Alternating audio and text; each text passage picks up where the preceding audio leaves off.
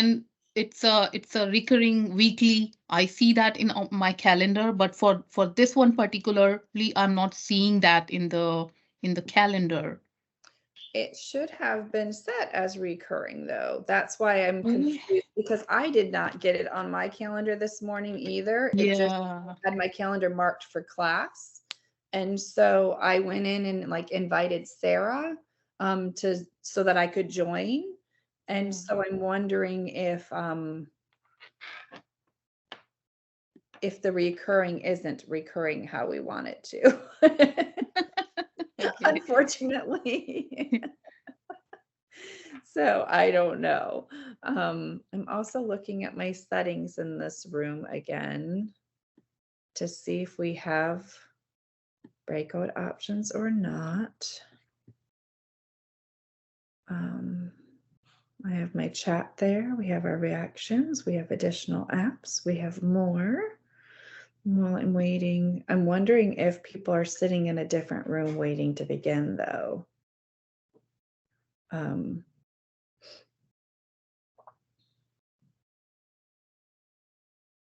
Let me go to my settings and see.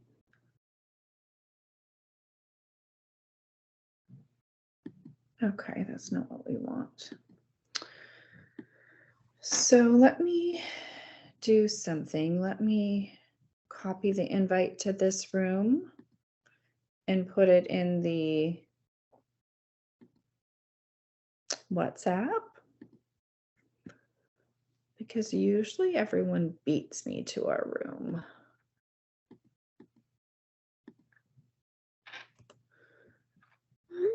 So let me.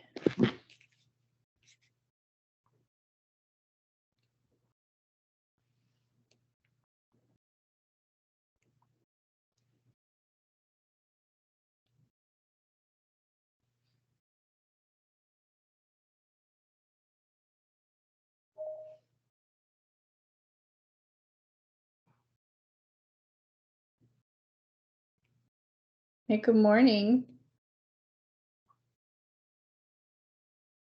Good morning. Can you share with me if there's confusion with the link for the room today?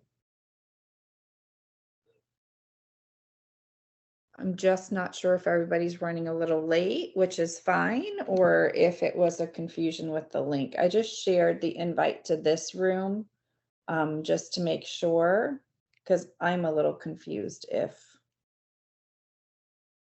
there may be. We have the link on Teams. You did have the link on Teams. Okay. Yes. Okay, very good. Thank you. I just wasn't sure because when I went into my calendar this morning, it didn't have a link. And so I added Sarah's name just to activate it and joined. And yeah, so I was in the room and I thought, maybe I did something inadvertently to like open a new room or something. But it looks like everybody's coming in now, and I posted it in WhatsApp just in case. So how is everyone today?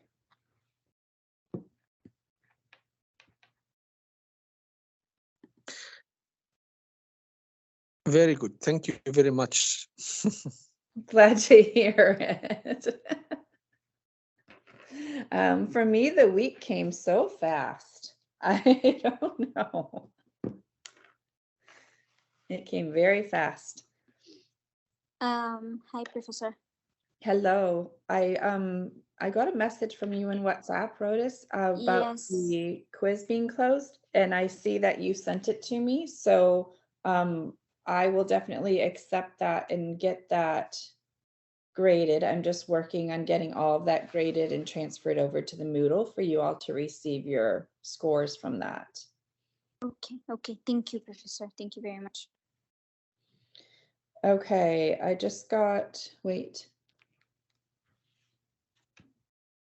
Did Mohammed? No. Okay.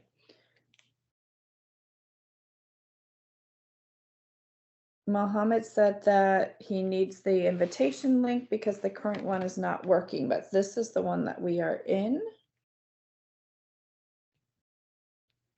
So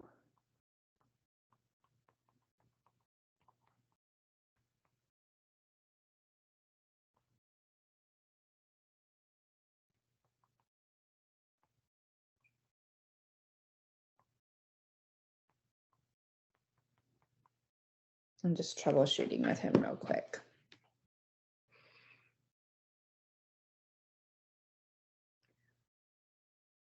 Oh, nope, you're in. Okay.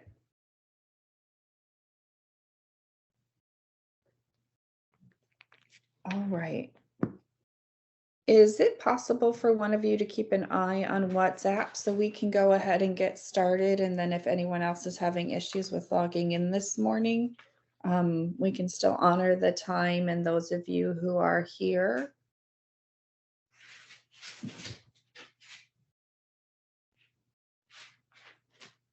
Anybody have WhatsApp available easily to be able to do that? Just keep an eye out for your colleagues.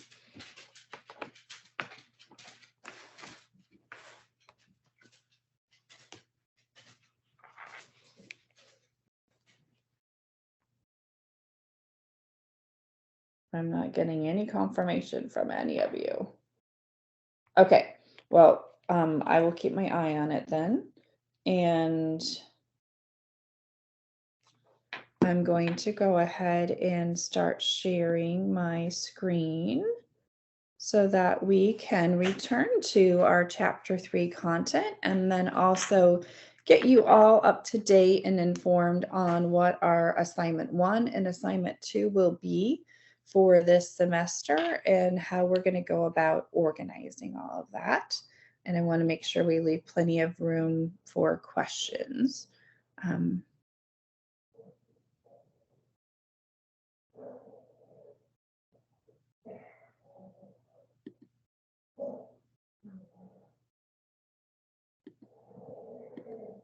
Here we go. Okay. So you should be able to see my screen right now, and it should just be all of your initials. And I'm going to take us into our OneNote.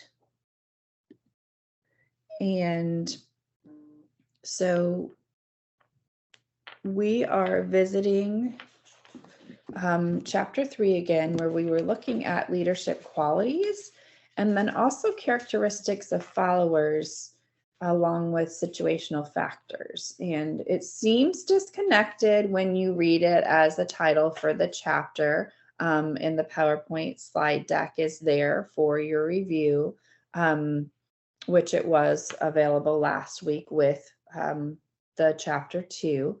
But the connection between leadership qualities and followers and situational factors is actually very related because it's about building those relationships and trust and what kind of culture you have for your work.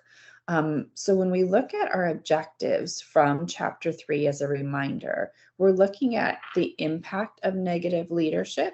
And we talked about the dark triad last week and negativity and how that trickles through and what that can look like.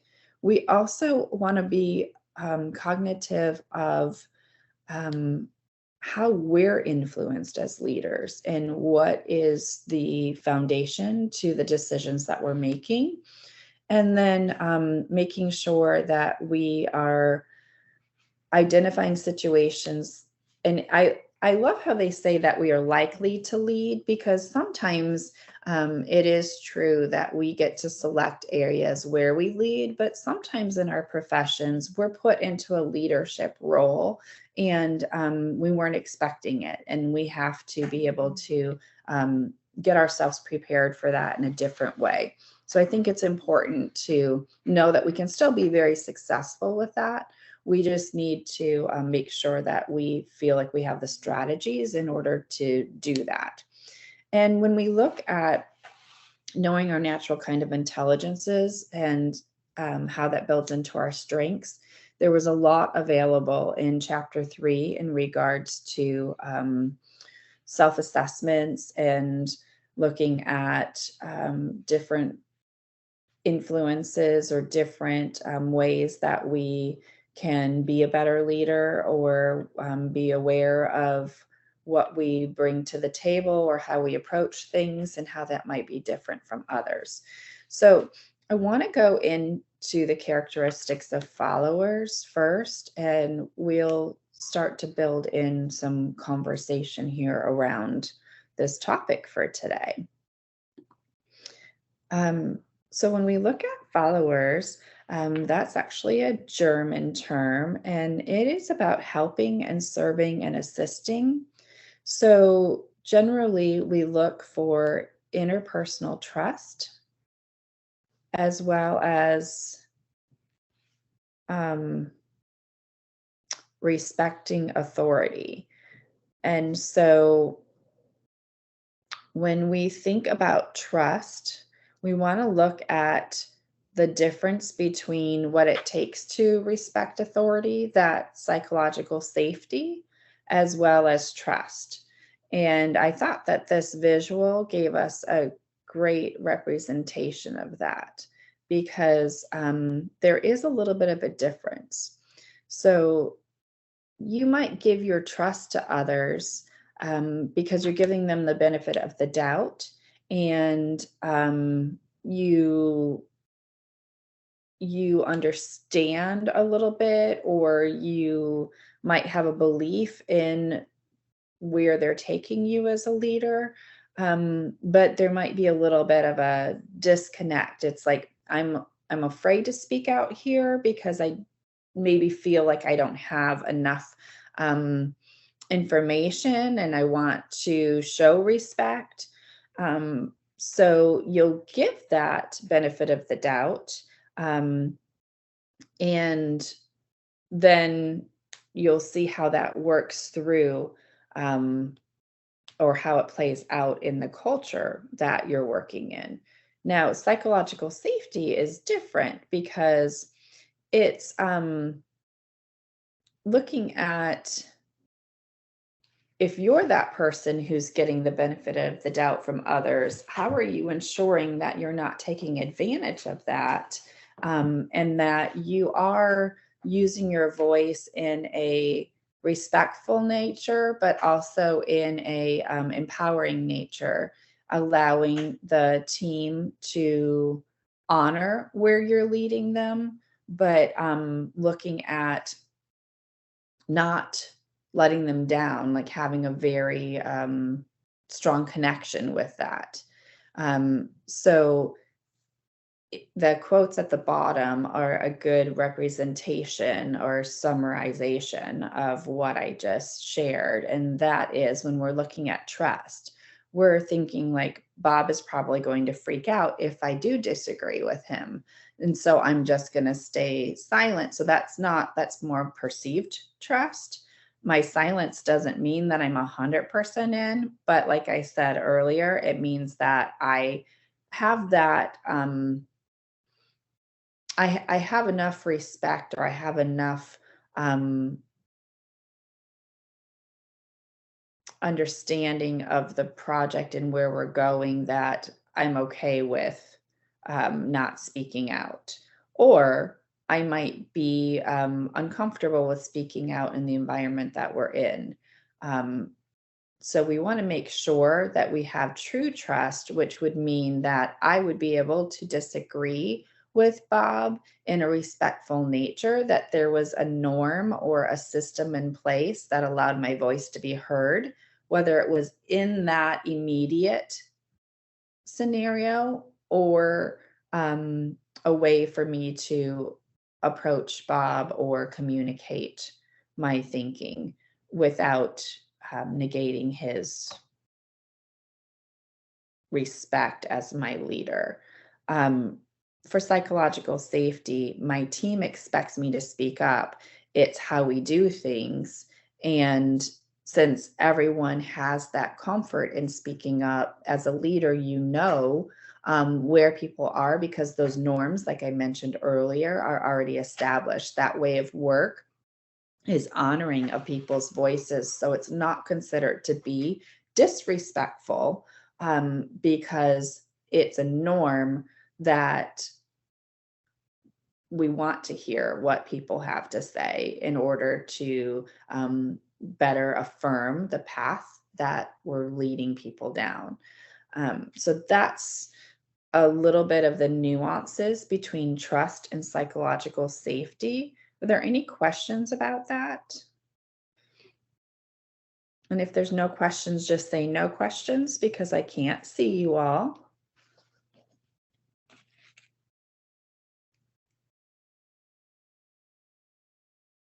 No questions.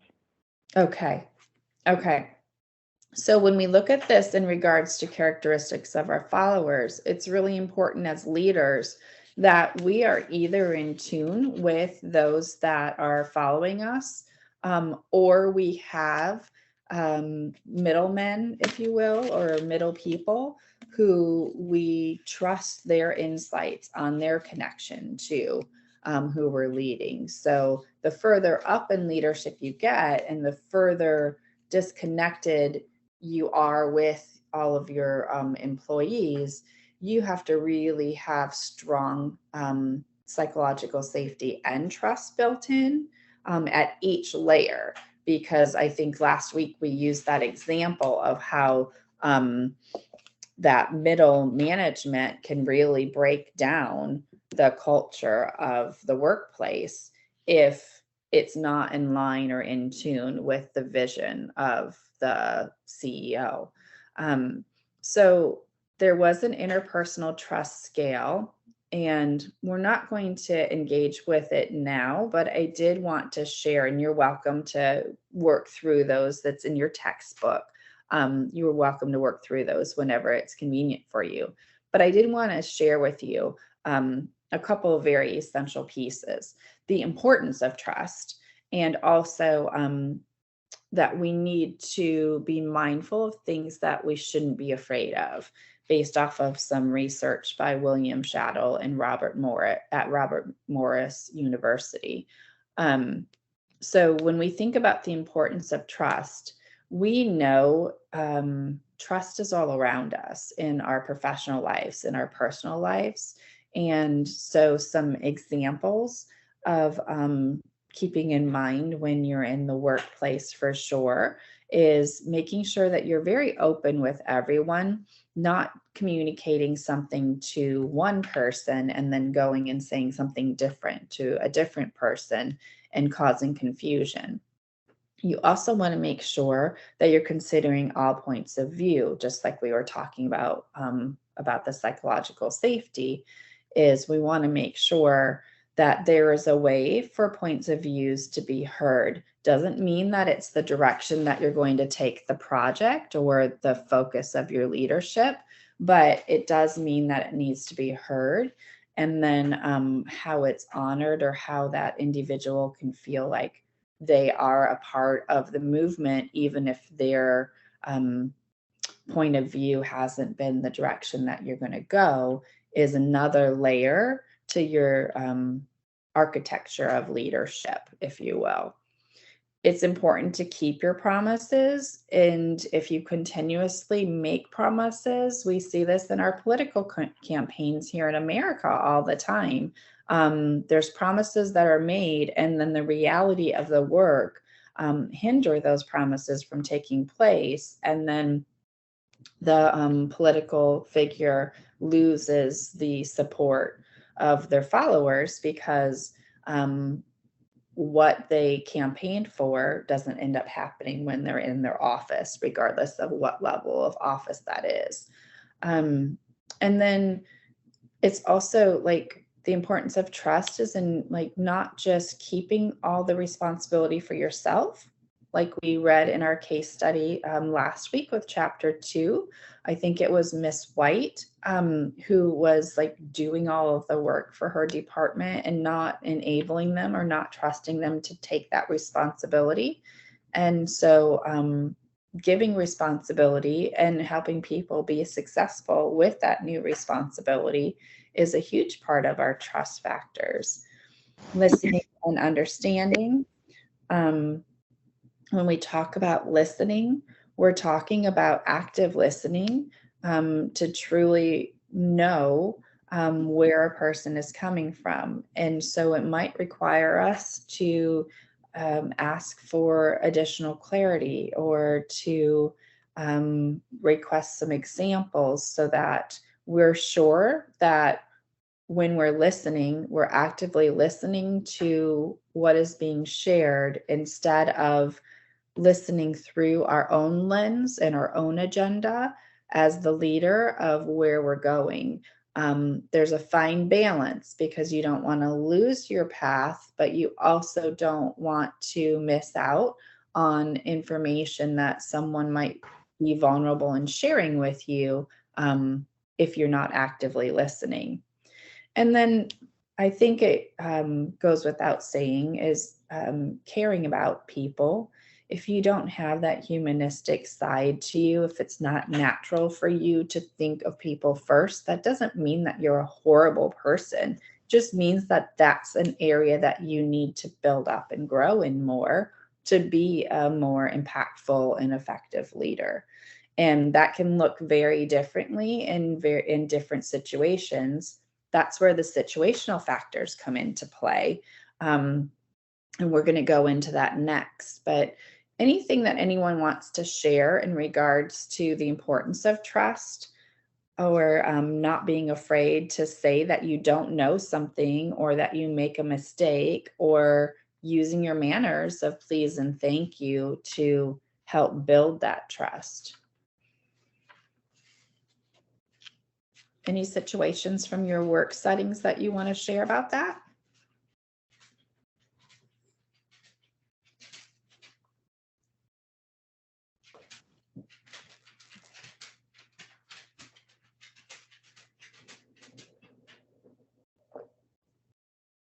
I'm coming to look.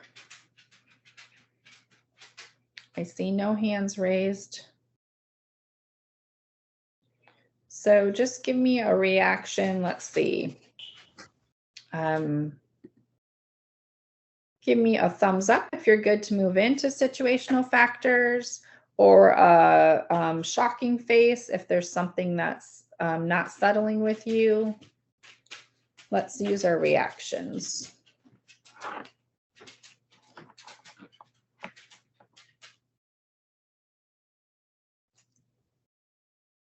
Can I say?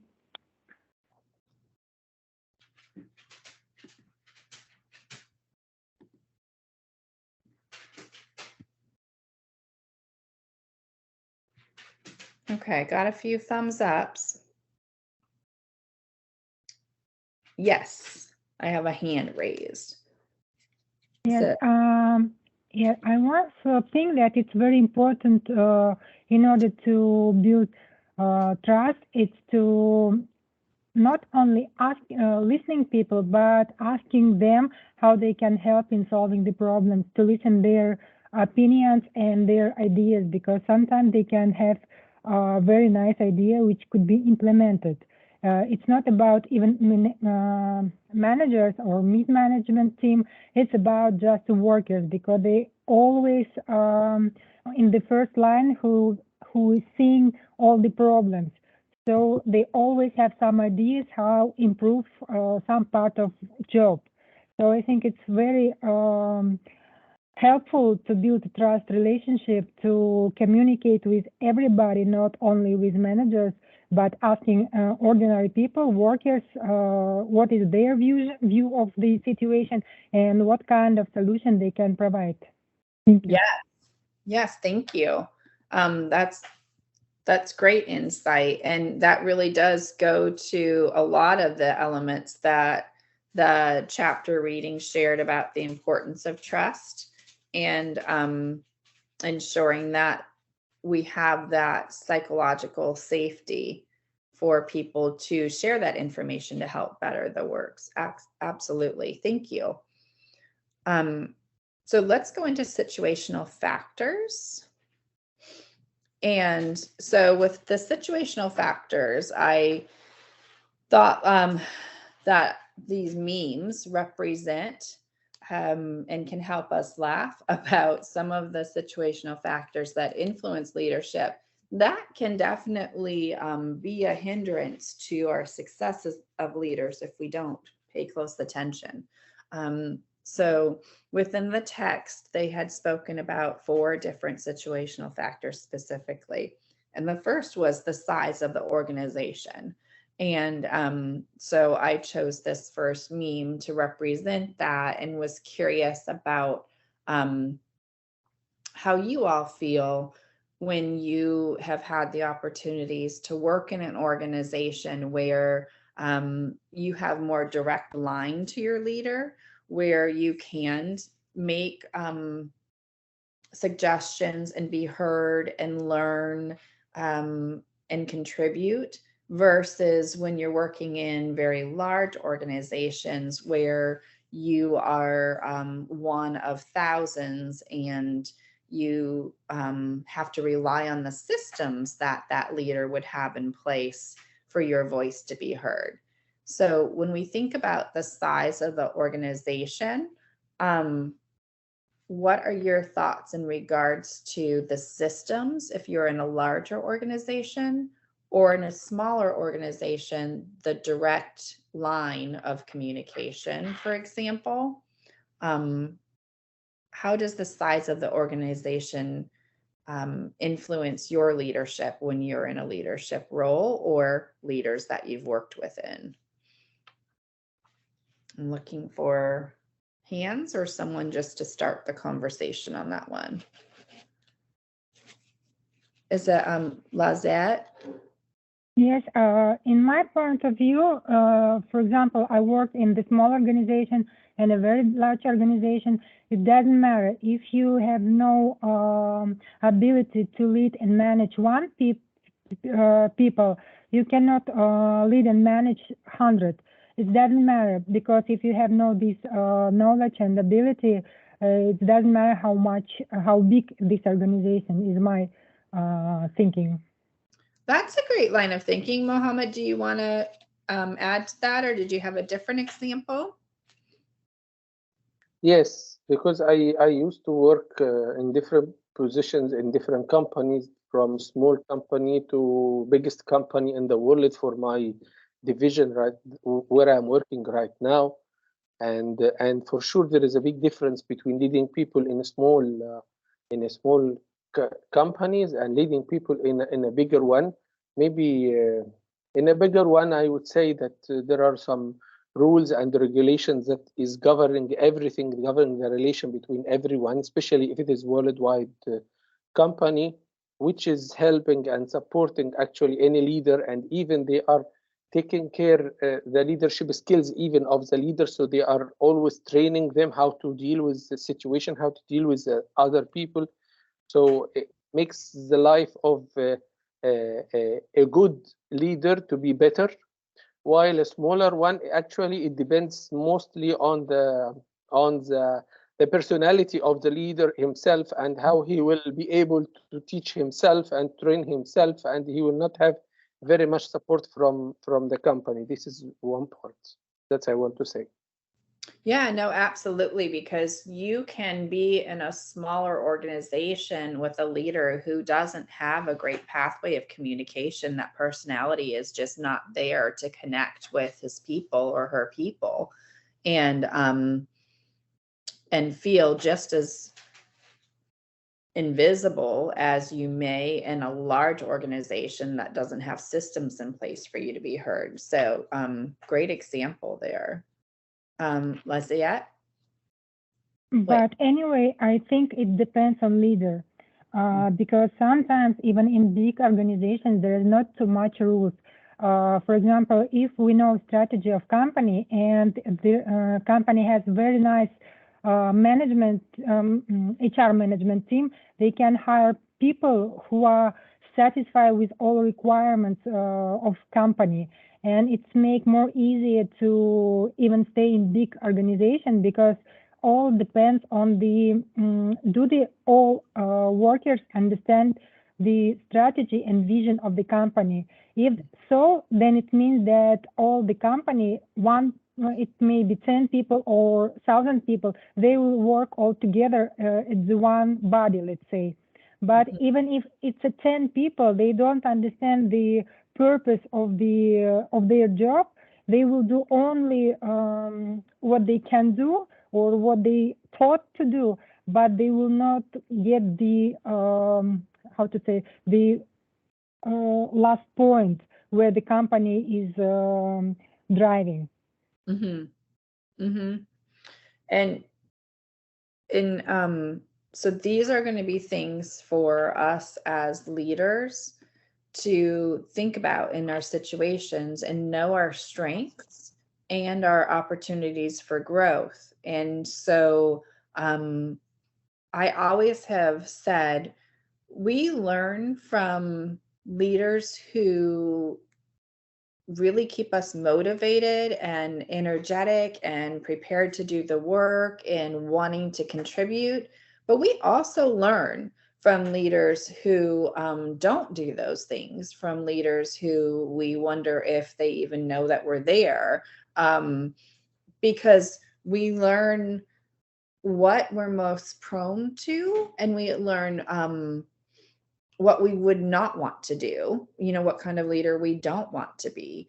And I think it's really important for us to take into consideration the size of the organization and our level of ineptness in meeting the needs of our employees when it comes to especially like trust and psychological safety.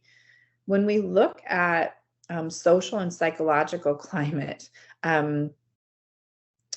we want to make sure that we have strong teams and that people are able to work effectively together when working in teams is appropriate. But we also have to look at that concept of the larger team, the organization itself. And so I love how Buzz is telling Woody here to see someone else's strengths as a complement to your weakness, not a threat to your position or authority. And you can tell the difference if you're in that dark triad or if it's an insecurity that you have with regards to your colleagues. So really consider before you start bridging conversations or looking at taking action in any way, what is the social and psychological climate? Is it that our culture is not looking at other strengths to complement us when we're weak, that we don't have the ability to say, hey, I need a little help here, or I made a mistake? We don't want to offer environments where people feel threatened for their authority. We want to make sure that people feel like they're respected, as well as we're respected in what we're bringing to the team and how we're trying to grow. Because learning from mistakes can be popular to say, but living that out is our culture. Are the social and psychological climates of the workplace, of the organization, supporting us in being vulnerable and learning instead of making us feel like someone else is trying to one-up us or have a negative attitude towards someone because they have an ability that we don't have, and we see it as being important in our workplace. So really looking at building a strong team or building strong partnerships and relationships through that social and psychological climate is very important. And then also looking at patterns of employment. This is an interesting one because it's that we see it in school children, right? If we take a neutral topic of school, everyone has experienced school in some way or another. And when you start school, you're all excited. I think about my granddaughter who's 3, almost 4, and she, kids start so early, especially here in the States with going to school, that she's 3.5 years old now and doesn't want to go to school anymore. And she's more like that second part of this picture. Like, I used to be like you, happy and full of life, but now it's for her, something about the environment that she would rather not go to school anymore. So we need to transfer that learning from the eyes of a child and think about our patterns of employment. And are we losing good employees because of our culture, because of the environment, because of our leadership style and approach? Or are we having people that are being fulfilled and challenged and in a safe environment to say, I don't know this area, but I want to learn it, and tag along in different departments even to broaden our understanding of our own role? That's what these patterns of employment, one area. We could have a whole day's conversation on patterns of employment, but that's a main thing that stood out to me from the readings in the patterns of employment, is really ensuring that the environment is not just exciting for someone new coming in, but that we can keep that energy level for those who have been with us and have been loyal to the work. And there's different ways for us as a leader to do that. Situational factors in recognizing those patterns, and doing small focus groups, or a part of the evaluations for the employees could incorporate getting insights on what they need next to grow and continue to be happy or productive in the workplace. Anything that anyone wants to share about patterns of employment or social and psychological climate before we move on?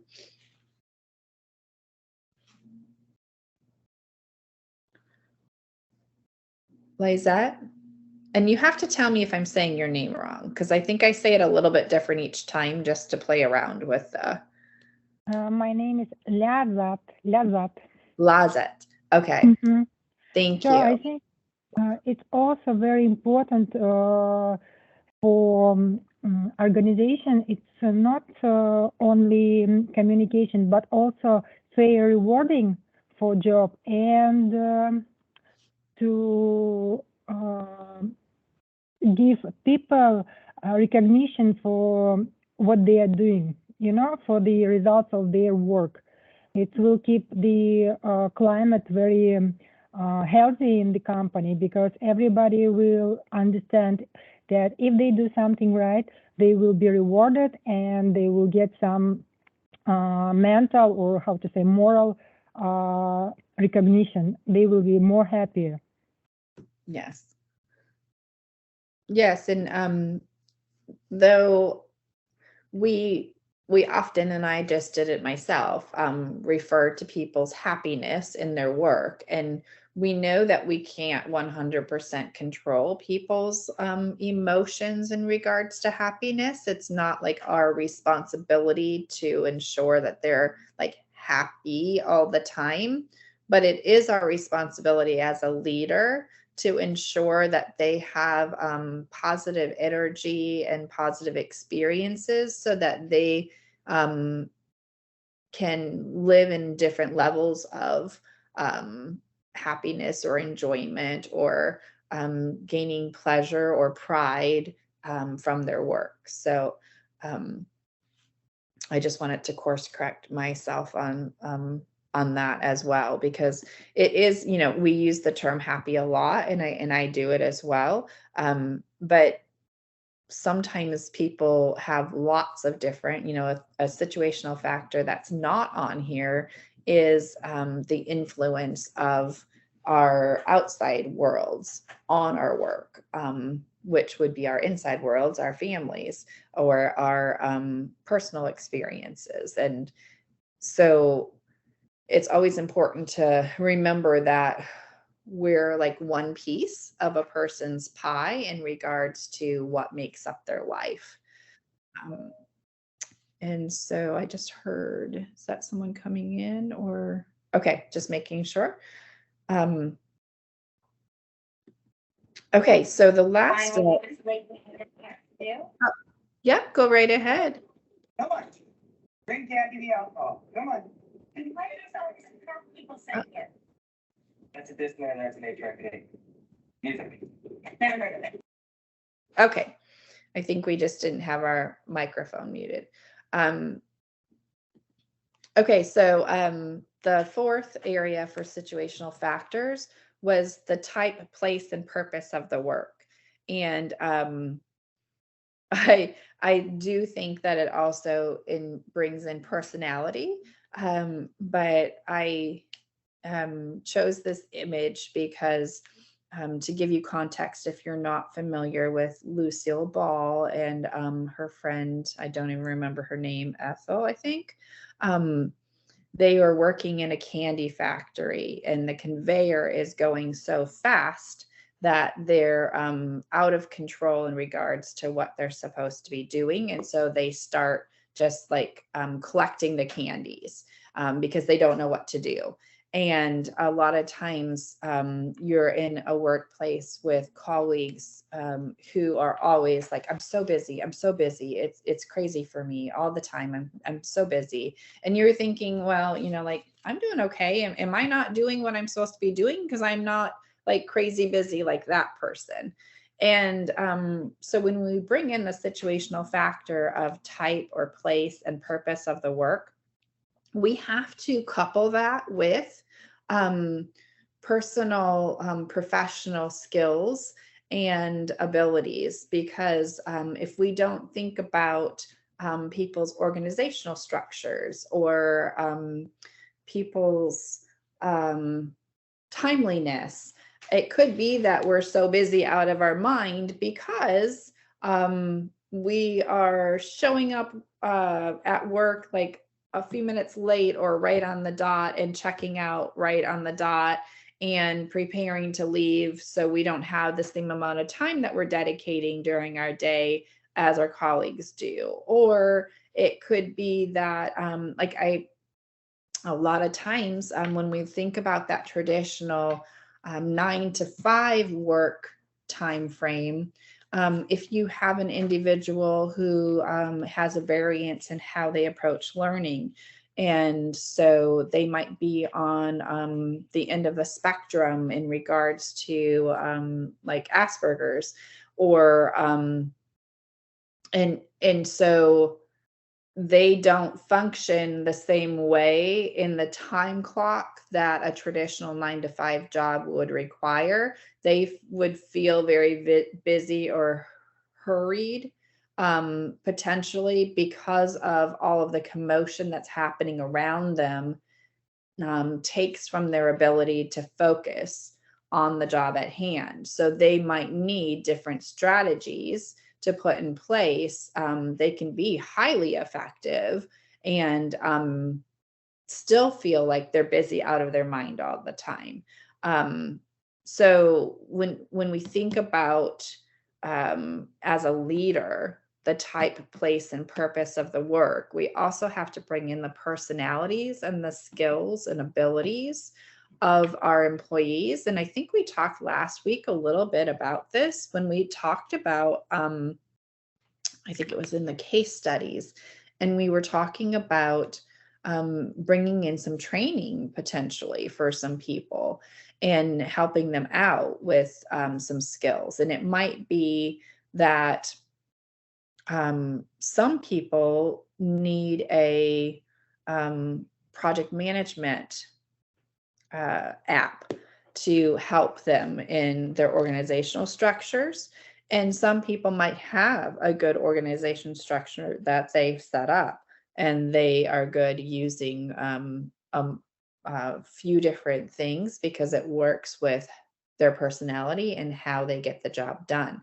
So as a leader, we need to make sure that people have what they need, but not necessarily require it of everyone, because in this image here, Lucy might need something different than Ethel to feel more at peace with the work.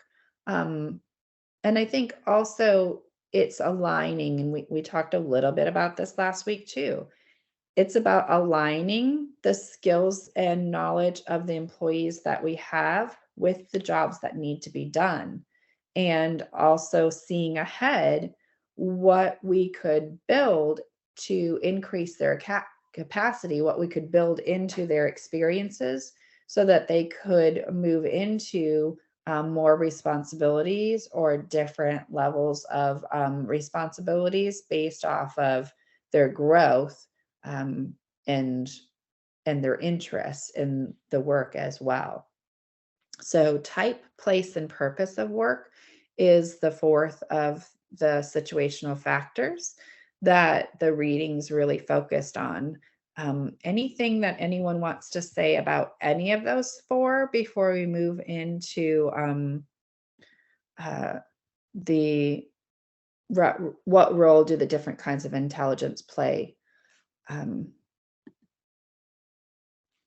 Anything about the situational factors that stood out in the text?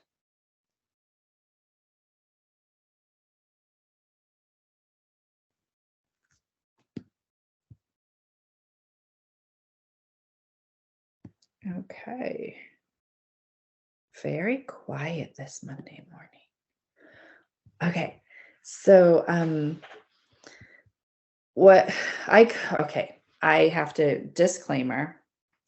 I could talk on intelligence in the workplace all day long because neurosciences is my background. But I did want to just point out a few things today about that leader-follower situation and what happens when we have different kinds of intelligence at play, when we are building our relationships and building our work establishments of ways of work practices, when we think about leaders and followers.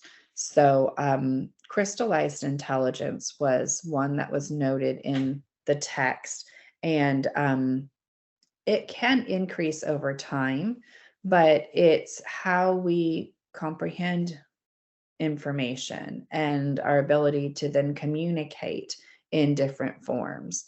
It also is about our vocabulary or our accumulation of facts, the way that we solve problems, and how we can transfer that within or out of an area of expertise. So an example for crystallized intelligence would be that you might be a stellar problem solver within the capacity of product development. But when you are involved in problem solving with strategic planning, it might be more difficult for you. So, but you can do it. The concept behind crystallized intelligence is that you can increase your understanding of problem solving from product development to something like strategic planning over time if you're building towards needing to do that. When we look at fluid intelligence, this is where I feel this all the time, and some of you in your life span may feel it as well. It's where it's about our mental flexibility and how we process information. And when I started in my university work, fresh out of K-12 here in the US, I could read and retain things, and not just retain it to be successful on like rote learning, but transfer it into applicable practices. And my memory was just amazing with that. It was like I had a library in my head. Now, at this point in my life, with all the life experiences and the way my brain has been aging and the exposure that I've had to so many amazing things and different stressful things, I could pick up one of those books from years ago and reread it and not even feel familiar with most of it. So that's fluid intelligence. It decreases with age, but it includes our ability to remember things. And it also, when you look at solving problems, it is how flexible are we then? Like that scenario that I used with the crystallized intelligence, how flexible can we be? How fluid can we be transferring problem solving from product development to strategic planning, depending on where we're at in our processes in our lifetime. So very interesting things. I did hear, and oh, no, no one's hand. I thought maybe someone's hand was up. So when we think about the crystallized intelligence, it can increase over time, but fluid intelligence begins to decrease as we age, especially after our mid-80s. And new research is coming out on our fluidity of the brain every moment, like almost every day for sure. So it's exciting to learn as society changes and what we eat, what we do, how our time is used user-friendly for increasing intelligence or not. The fluidity of the brain, the intelligence levels,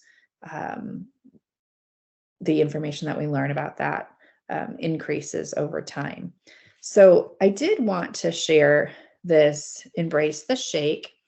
And Phil Hansen had to learn to embrace the shake, and you will know what that means after you've watched his quick TED Talk. So let me make sure. See that okay.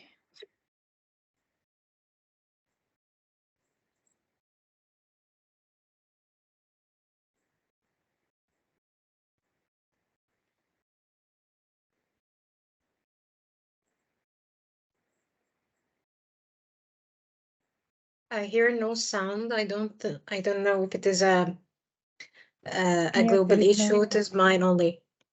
I'm sorry. No sound. No sound. You can't hear Yes. the sound? No. Okay, so then let me open it in a new window to see. And I will.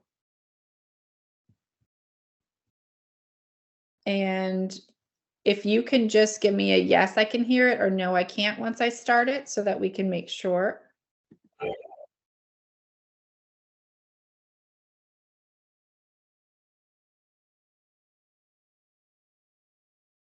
Are you able to hear that?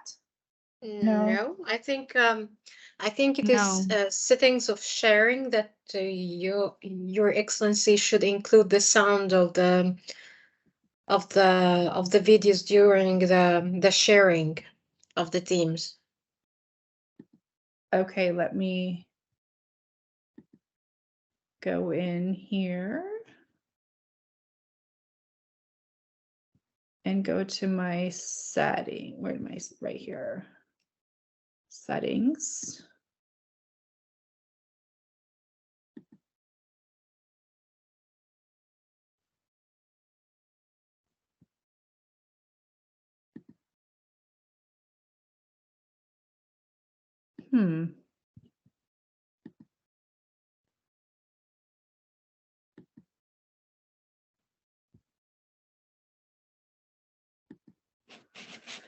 So let me try something else, because I did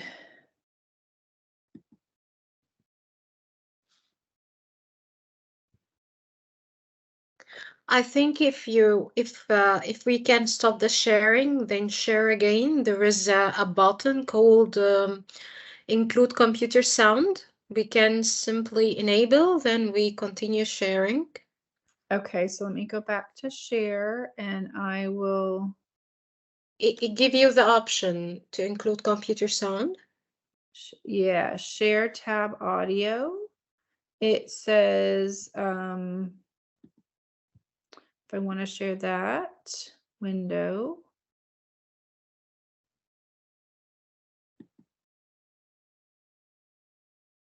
Okay, it says share tab audio. So I'm going to unclick that and see if it will give us audio for all of them then. Let's see if this will work now. We'll try it real quick. Could you hear him? No? No. Okay, so we're gonna do this differently. I'm going to put the link.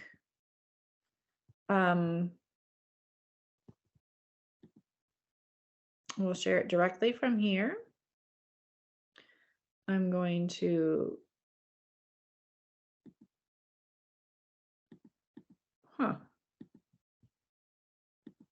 Okay, let me stop sharing for a minute and see if that helps. There we go.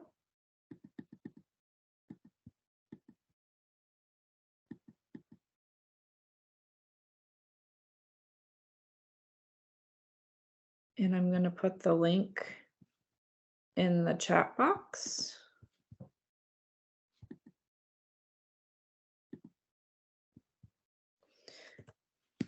And the video itself is about 10 minutes. So I'll give you like a few minutes to situate. In 15 minutes, we'll come back and discuss it. How does that sound? You can watch it, pull the link onto your computer. Thank you. So my time is 10 a.m. So at 10:15 a.m., you'll hear my voice and we'll come back to a conversation around it. Thank you for your flexibility.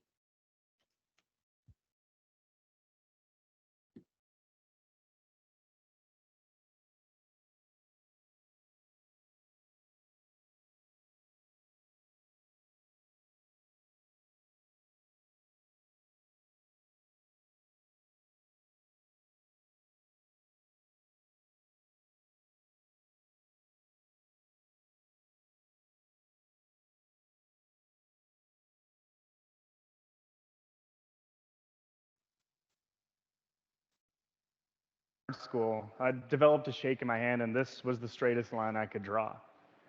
Now, I can share it here if you want. That would be great. I heard your volume, so that would be awesome. Okay. Thank you.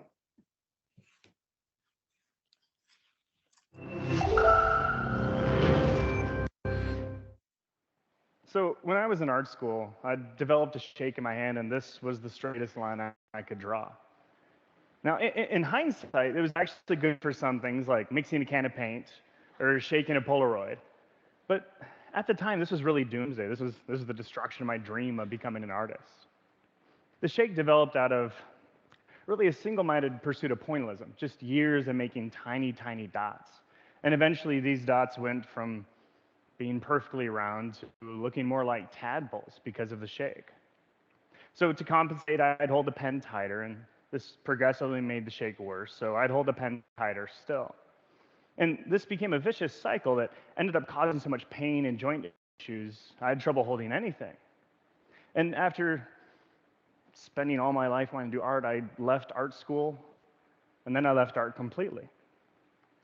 But after a few years, I just couldn't stay away from art, and I decided to go to a neurologist about the shake and discovered I had permanent nerve damage. And he actually took one look at my squiggly line and said, well, why don't you just embrace the shake? So I did. I went home, I grabbed and I just started letting my hand shake and shake. I was making all these scribble pictures. And even though it wasn't the kind of art that I was ultimately passionate about, it felt great. And more importantly, once I embraced the shake, I realized I could still make art. I just had to find a different approach to making the art that I wanted. Now, I still enjoyed the fragmentation of pointillism, seeing these little tiny dots come together to make this unified whole. So I began experimenting with other ways to fragment images where the shake wouldn't affect the work, like dipping my feet in paint and walking on a canvas. Or in a 3D structure consisting of 2x4s, creating a 2D image by burning it with a blowtorch. I discovered that if I worked in a larger scale and with bigger materials, my hand really wouldn't hurt. And after having gone from a single approach to art, I ended up having an approach to creativity that completely changed my artistic horizons. This was the first time I'd encountered this idea that embracing the limitation could actually drive creativity. At the time, I was finishing up school, and I was so excited to get a real job and finally afford new art supplies. I had this horrible little set of tools, and I felt like I could do so much more with the supplies I thought an artist was supposed to have. I actually didn't even have a regular pair of scissors. I was using these metal shears until I stole a pair from the office that I worked at. So I got out of school, I got a job, I got a paycheck, I got myself to the art store, and I just went nuts buying supplies. And then when I got home, I sat down and I set myself to test to really try to create something just completely outside of the box. But I sat there for hours, and nothing came to mind. The same thing the next day, and then the next, quickly slipping into a creative slump.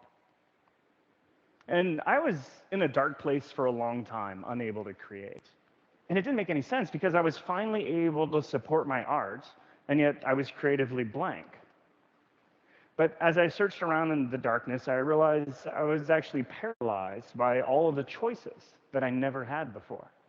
And it was then that I thought my jittery hands embraced the shake. And I realized if I ever wanted my creativity back, I had to quit trying so hard to think outside of the box and get back into it. I wondered, could you become more creative then by looking for limitations? What if I could only create with $1 worth of supplies? At this point, I was spending a lot of my evenings in, well, I guess I still spend a lot of my evenings in Starbucks, but I know you can ask for an extra cup if you want one. So I decided to ask for 50. Surprisingly, they just handed them right over. And then with some pencils I already had, I made this project for only 80 cents. It really became a moment of clarification for me that we need to first be limited in order to become limitless. I took this approach of thinking inside the box to my canvas and wondered, what if instead of painting on a canvas, I could only paint on my chest? So I painted 30 images, one layer at a time, one on top of another, with each picture representing an influence in my life. Or what if instead of painting with a brush, I could only paint with karate chops? So I dipped my hands in paint, and I just attacked the canvas, and I actually hit so hard that I bruised a joint in my pinky, and it was stuck straight for a couple weeks. Or what if instead of relying on myself, I had to rely on other people to create the content for the art? So for 6 days, I lived in front of a webcam, I slept on the floor, and I ate takeout. And I asked people to call me and share a story with me about a life-changing moment. Their stories became the art as I wrote them onto the revolving canvas.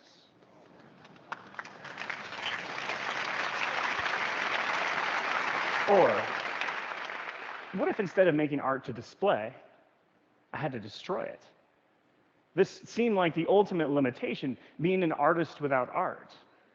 This destruction idea turned into a year-long project that I called Goodbye Art, where each and every piece of art had to be destroyed after its creation. In the beginning of Goodbye Art, I focused on forced destruction, like this image of Jimi Hendrix, made with over 7,000 matches. Then I opened it up to creating art that was destroyed naturally. I looked for temporary materials, like spitting out food, sidewalk chalk, and even frozen wine. The last iteration of destruction was to try to produce something that didn't actually exist in the first place. So I organized candles on a table, I lit them and then blew them out. Then repeated this process over and over with the same set of candles. Then assembled the videos into the larger image. So the end image was never visible as a physical whole. It was destroyed before it ever existed. In the course of this Goodbye Art series, I created 23 different pieces with nothing left to physically display. What I thought would be the ultimate limitation actually turned out to be the ultimate liberation, as each time I created, the destruction brought me back to a neutral place where I felt refreshed and ready to start the next project. It did not happen overnight. My projects failed to get off the ground, or even worse, after spending tons of time on them, the end image was kind of embarrassing. But having committed to the process, I continued on, and something really surprising came out of this. As I destroyed each project, I was learning to let go. Let go of outcomes, let go of failures, and let go of imperfections. And in return, I found a process of creating art that's perpetual and unencumbered by results. I found myself in a state of constant creation, thinking only of what's next and coming up with more ideas than ever. When I think back to my 3 years away from art, away from my dream, just going through the motions, instead of trying to find a different way to continue that dream, I just quit. I gave up. And what if I didn't embrace the shake? Because embracing the shake for me wasn't just about arts and having art skills. It turned out to be about life and having life skills. Because ultimately, most of what we do takes place here, inside the box, with limited resources. Learning to be creative within the confines of our limitations is the best hope we have to transform ourselves and collectively transform our world. Looking at limitations as a source of creativity changed the course of my life. Now, when I run into a barrier or I find myself creatively stumped, I sometimes still struggle, but I continue to show up for the process and try to remind myself of the possibilities, like using hundreds of real live worms to make an image, using a pushpin to tattoo a banana, or painting a picture with hamburger grease. One of my most recent endeavors is to try to translate the habits of creativity that I've learned into something others can replicate. Limitations, but perhaps one of the best ways to get ourselves out of ruts, rethink categories, and challenge accepted norms. And instead of telling each other to seize the day, maybe we can remind ourselves every day to seize the limitation. Thank you.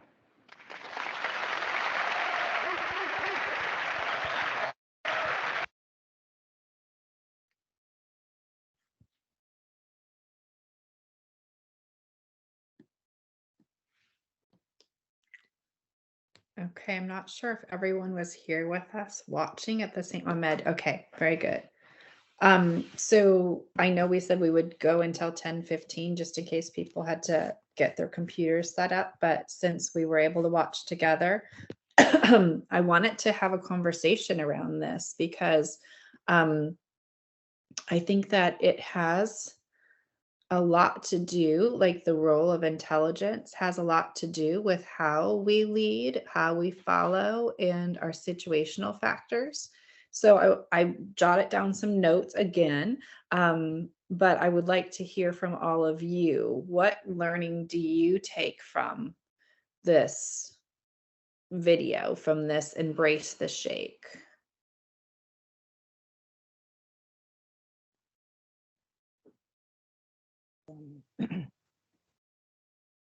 Based on the video, I think I severally, when we try to get it right, we observe that there are things were not coming up the way he ought, and then he has to start afresh. I think it shows that he's consistent in achieving his result. You just want to easily give up. Thank you.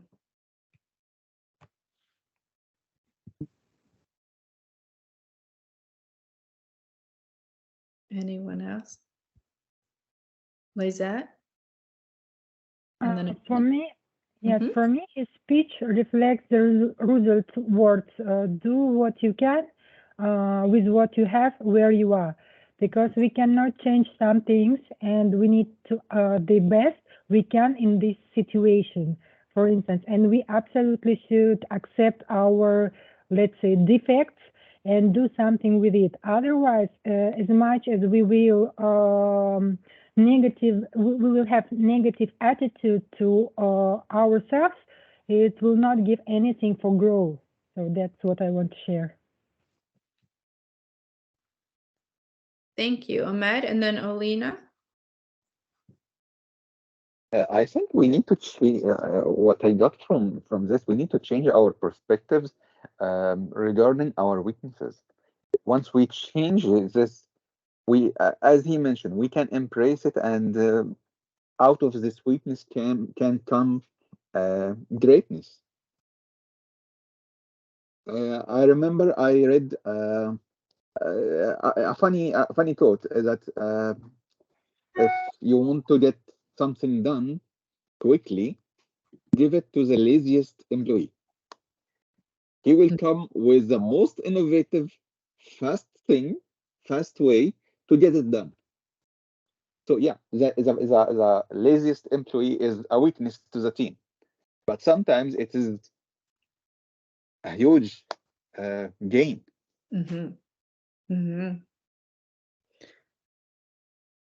Olina, you wanted to share, and then I have something from Winnie in the chat box, and then Noran.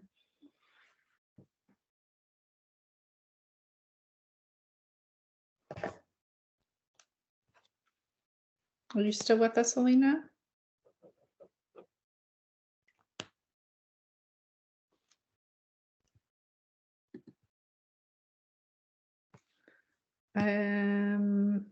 Your mic is on, but I can't hear you. Do you hear me, Professor? Yeah, I can hear you. Yes. Sorry about that. Oh, thank you. For me, this video shows the importance of thinking out of the box, how creativity and how another angle can open you or any kind of personality from another side, and even your weaknesses can be your strengths in different situations if you change your point of view or you change your even view angle. So that's what I wanted to share. Thank you. Noran? I have two comments actually. That at the beginning of the video he started with that he was not able even to draw a line, and then he joined School of Art and he created very fascinating drawings. And this means that the traits we think it is it have to be built in ours, it is not, it can be learned. Including leadership, including creativity, including innovation. So these are traits that we can learn, not even to be born with. The second point that, of course, disabilities can open other opportunities and possibilities, but I think I have to highlight that this is not a general rule, because based on this assumption, all people think that they can create lots of stuff and have a lots of expectation with limited resources, and they make them in the future feel broken because someone did that and he couldn't. While it is not a general rule, he have to respect that there is a limited percent of success versus larger percent of failure. So do not build a great expectation based on limited resources, because not generally that you shall succeed. And I know lots of people that suffered a lot because they thought this is general, why I didn't succeed while others did. So yes, Thank you. And I see that there's a couple more hands, but I want to honor Winnie's contribution in the chat box. And she had shared that limitations can also be a good thing. When you hit a roadblock, it's not the end of it. There's always something that you can do. And then we'll go to Chan next. Yes, Professor, thank you. In my way, what I think about in his presentations, he mentioned about a small action make a big difference. Actually, he didn't make very well, but he studied his small actions. Maybe, for example, how to create out of the box. That's why he make a transformation in his work. Continuously, his transformation, he make a change in his life. Like a great creativity, maybe for example drawing with hamburger box, or maybe with a different style, with maybe like a strings. He make a drawing like a pictures, maybe like a brewski or like that. Actually, sometimes if we have known our proficiency way, we can create very well. But we need to know about the limitations, and we can go anywhere. But if we have a good desire or strong desire, we can see from our great possession to create our ideas to be better and better in our proficiency way. Thank you, Professor. Thank you. Thank you. And we're going to end with Lizette. Yes, I wanted to add that from leadership perspective, it means that leaders should align the capabilities and knowledges and skills of subordinates with the job they actually doing. For instance, in my practice, it was that one girl was very bad in communication, but very good in analysis.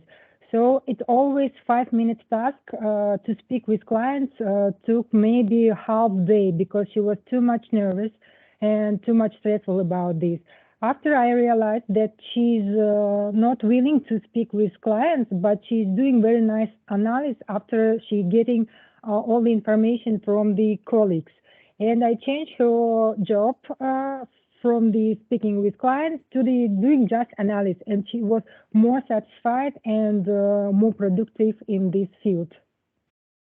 That's a great example, because like I highlighted a lot of things and you all covered them already, so I'm not going to repeat it. But it's about reminding ourselves of the possibilities and challenging accepted norms.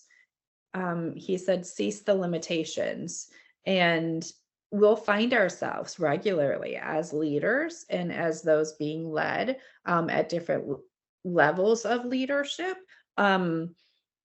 Really finding that there are some limitations that we're going to run across. But if we cease that and make it into a way that we can contribute at a much different level. And I think what happened for him, what really stood out with the embrace the shake, was he was open to when that person said that to him, right? He could have just been like, oh, embrace the shake, whatever. But I think that openness and having trusted colleagues and really hearing them, like we talked about earlier, is so important in not stifling our own creativity and our own ability to contribute. And it might be in different ways, just like Lizette just shared. So I'm going to share my screen now. And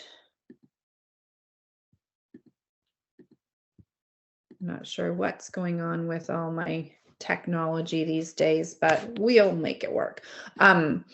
So that's really impactful, and that's available there for you to revisit. And remember, I know like Omen just said that he's just transitioning into the course and missed the first couple of weeks. In the Moodle, the link to this OneNote is there, as well as the outline of everything that we've done is in the Moodle. I can show you here. So week 1 is here, and you just select the outline and it will give you any links that you might need. Same thing for week 2. And then week 3 is where we are right now.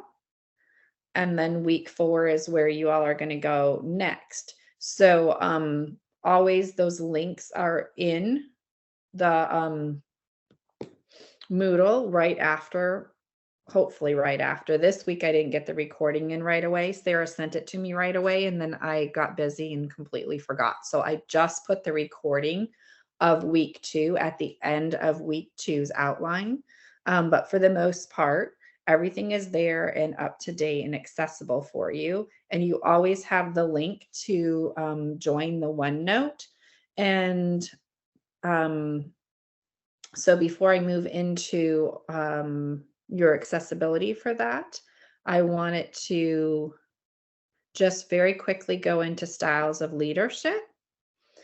And I wanted to spend a little bit more time here. So I think what I'm going to do is add this into over these next 2 weeks.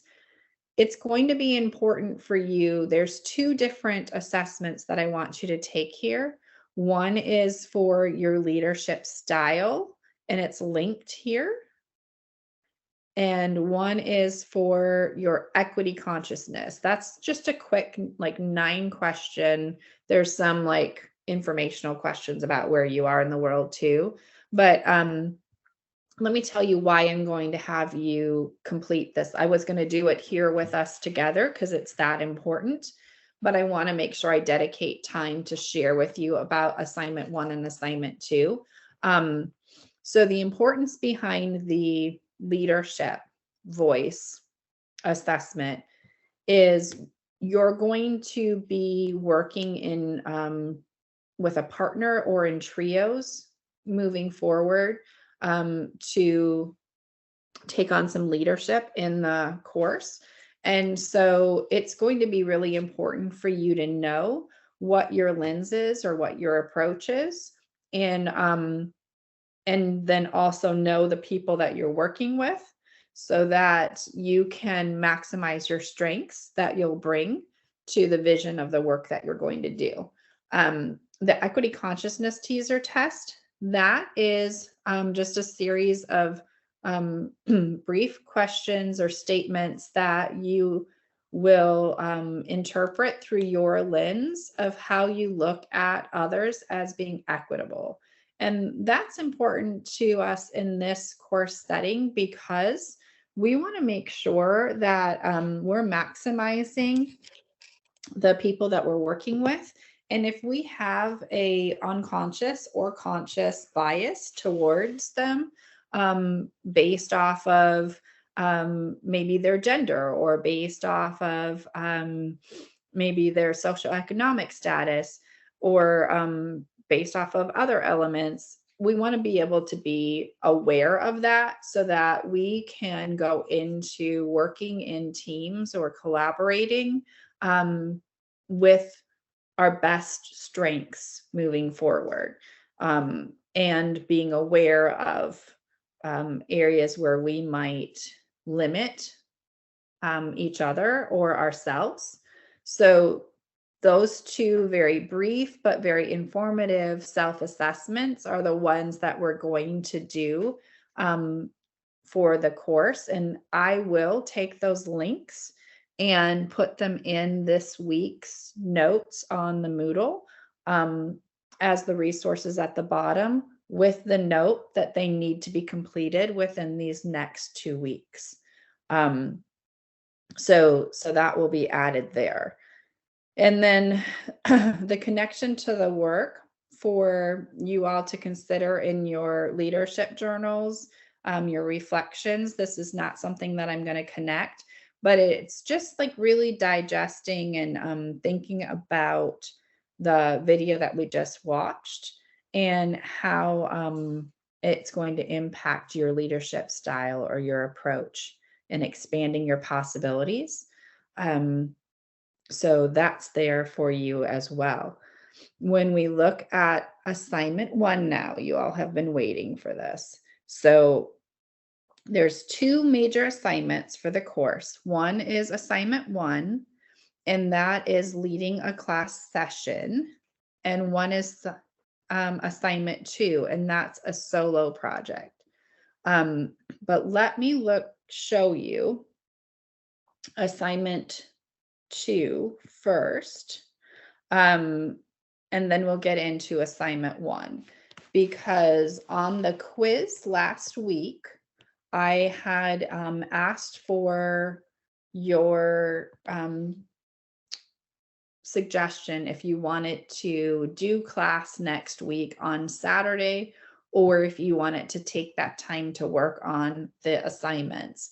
And it was almost equal, but more of you wanted to take time to work on the assignment.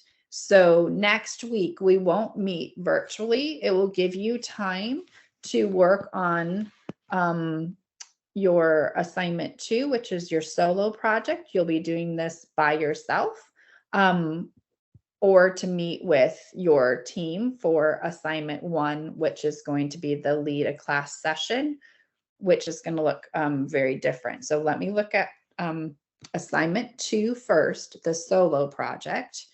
And this week is week 1 of this assignment. So when you leave here today, you are going to get some things organized for your solo project. And what it is there is a weekly guide. It's right here. And it has every solo project weekly guide. And what I was just showing you on the screen is what is right here. And I have it broken down in the OneNotes by weeks. And this document is, I think, 4 pages long. Yeah. And it has 6 components to it. Your assignment this week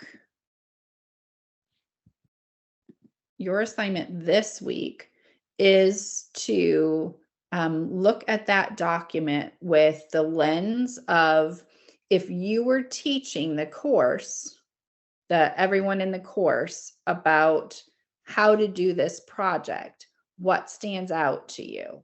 So in that document that I just pulled up, the solo weekly project, the solo project weekly guide, you are going to look through it and you're going to put a star next to what you think are the 5 most important sentences in the document. Like, what is the main gist of the project, of the assignment? And you're going to put a circle by the portion of the assignment that feels intimidating to you, and just make a note next to it why. So in this assignment, you're going to be doing interviews. So maybe you're a little uncomfortable with coordinating who you would talk to. So you would circle the component in the weekly guide that says you have to talk to a leader, and you would make a note why that makes you uncomfortable. Why does that intimidate you? And then you'll put a square next to the assignment that you're most excited about. There's 6 components to this assignment. And so you'll put a square next to which component, which assignment is that you're most excited about. You're going to underline 2 or more statements that you would emphasize to your classmates if you were the instructor in this course. So the point in doing all of this is for me to be able to see your understanding of the assignment and what we're going to be doing.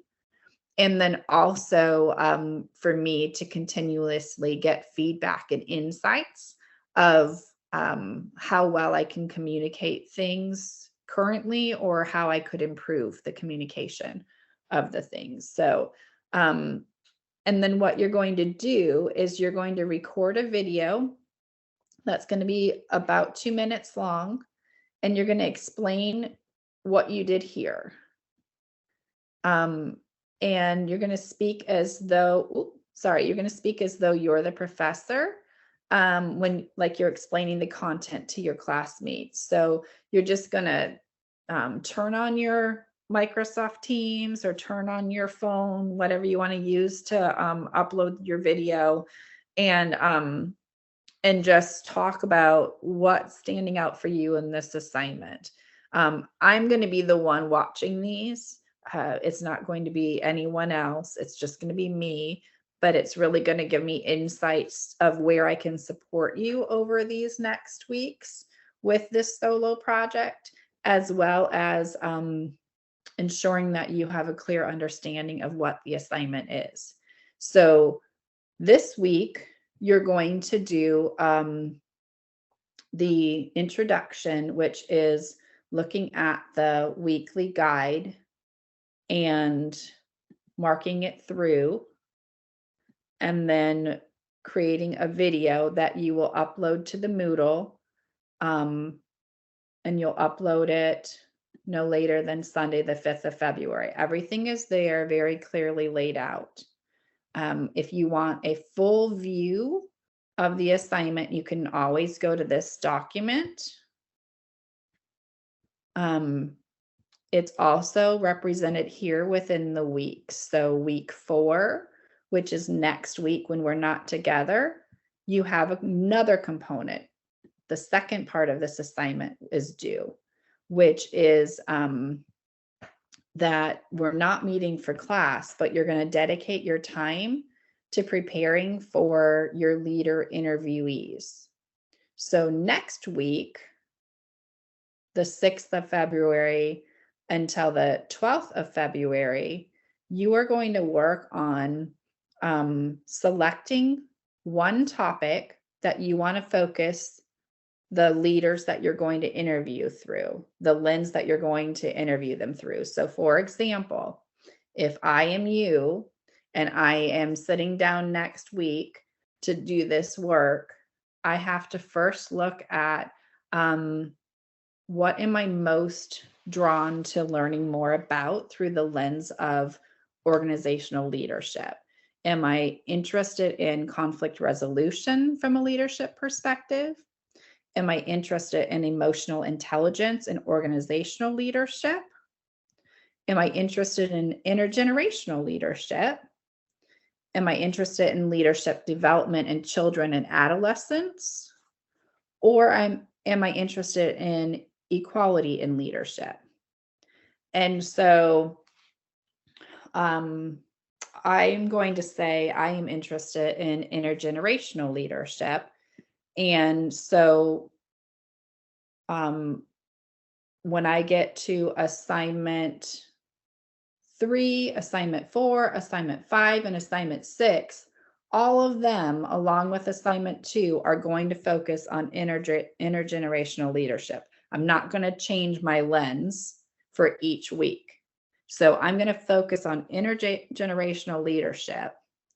And for this week, week 2 of this work, I am going to decide 4 leaders that I want to interview that have some kind of experience or expertise in leading in an intergenerational way. So it might be, since I'm looking at intergenerational leadership, it might be that in my workplace, I have leaders from multiple generations at different departments, and I want to get their lens.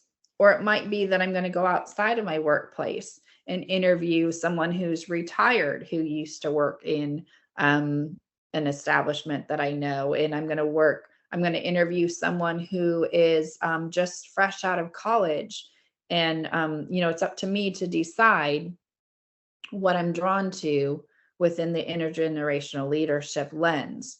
And then what my assignment for this week 2 of this, is that I am going to list for each of those 4 leaders the name of the leader that I'm going to interview, the organization where they lead, why I selected the person, and when I'm coordinating the interview, the actual interview that's going to take place. I'm not going to do an interview today or this week. I'm just getting my, who am I going to interview? Which leaders am I going to focus on through the lens of my intergenerational leadership?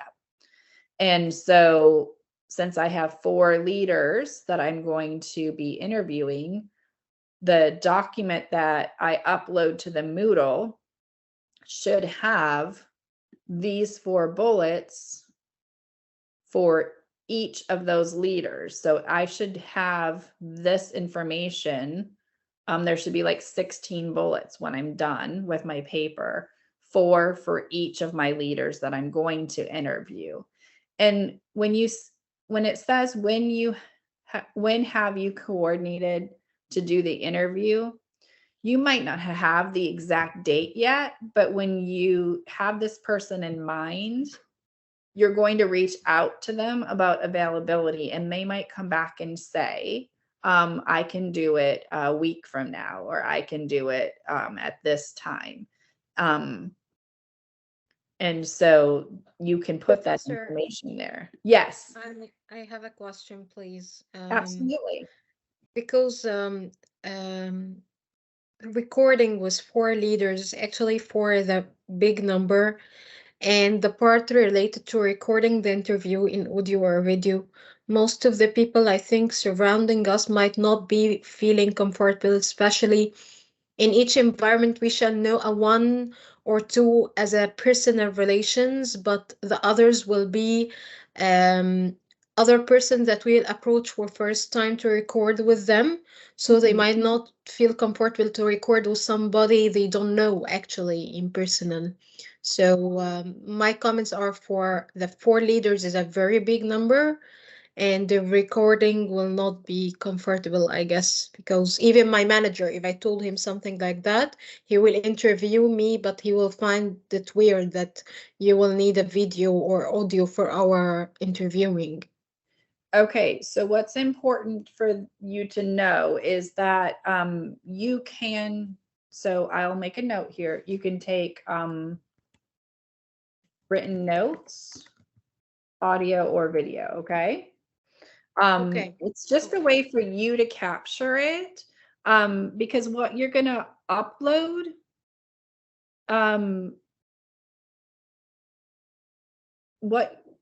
at this point, you're only going to give me a document with those bullets, but eventually you're going to go back and do those interviews, and you just need to be able to have your information, because you're going to, let me show you, in week 5 is when you're going to actually design your interview questions. Week 6 is when you're going to conduct the interviews. But then after that, you're going to make a visual representation, like an infographic, and you're going to want to have the information. You know, you're not going to remember all of it. If you just go in and talk with someone, you're going to need to have it written or an audio recording or a video, so that you can go back and bring it all together to finalize the work that you're going to be doing with it. Okay. Okay. So I did add written because I do understand. But I want to make sure that you take, that they know that you're taking notes always. And, no matter what form you choose, you need to ask them ahead of time, is it okay if I take notes or record your voice or do video? And give them the right to say yes. And if they don't say yes to any of those 3, you'll have to choose someone else, because you're going to need to be able to have that information to complete the work. So why don't we, over this next, because you'll have this next week to look over the full assignment, and and turn in, you know, what's intimidating you, what are you excited about, and I'll be able to go through all of that before we meet again, so that we can dedicate some time to having a conversation about it. Is that fair? Okay, great. Yes. Yes, thank you. What's going to be important is that you're capturing, you know, you're interviewing these leaders so that you can capture some learnings and some connections to the work that we're doing. That's what's most important there with that assignment. And you have the entire assignment in this document that you're going over this week. And then the video that you'll upload to the Moodle is only for me. It's you talking to me about your understanding of the assignment and what's making you uncomfortable, what's making you excited, so that I can bring all that information to us. Because what we will do on weeks 7, 8, and 9, which is the 6th, the 13th, and the 20th of March, is we're going to then share that visual.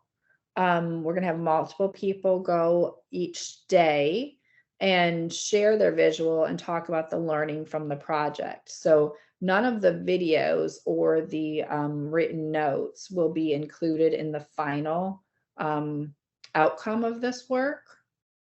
It's for your use along the way to be able to be successful at the step 6, okay?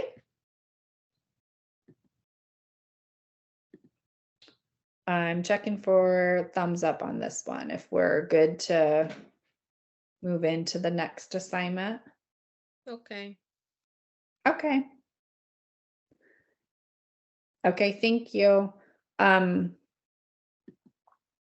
So then assignment 1 is we're going to do a lead a class session, and it's going to look a little different. I'm going to go up here actually to our course outline to speak to this assignment.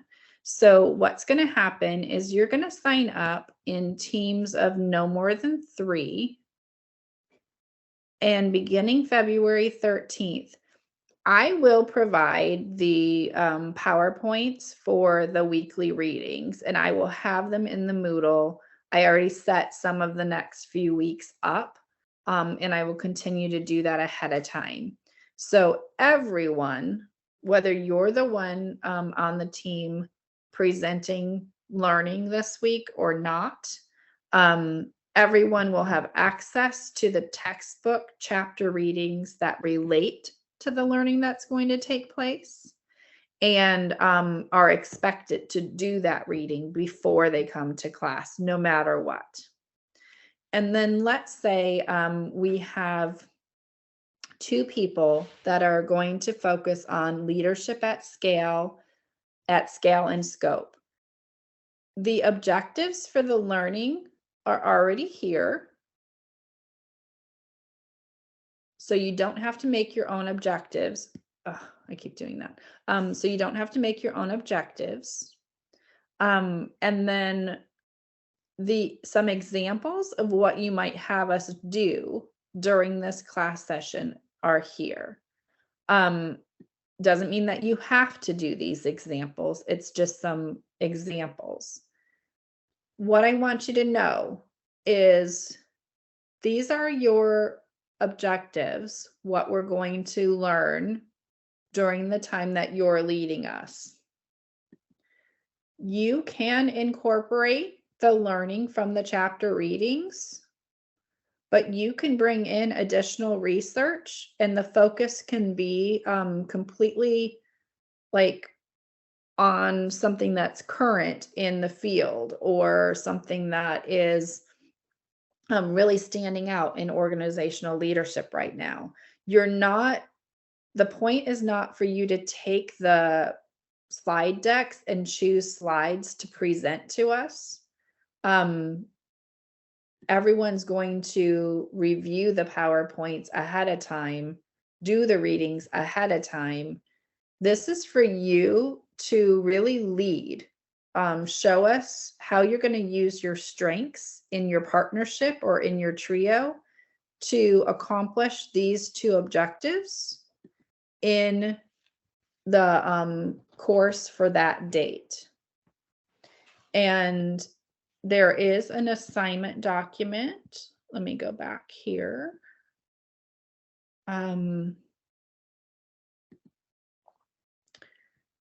There is an assignment document that is your checklist for preparing. So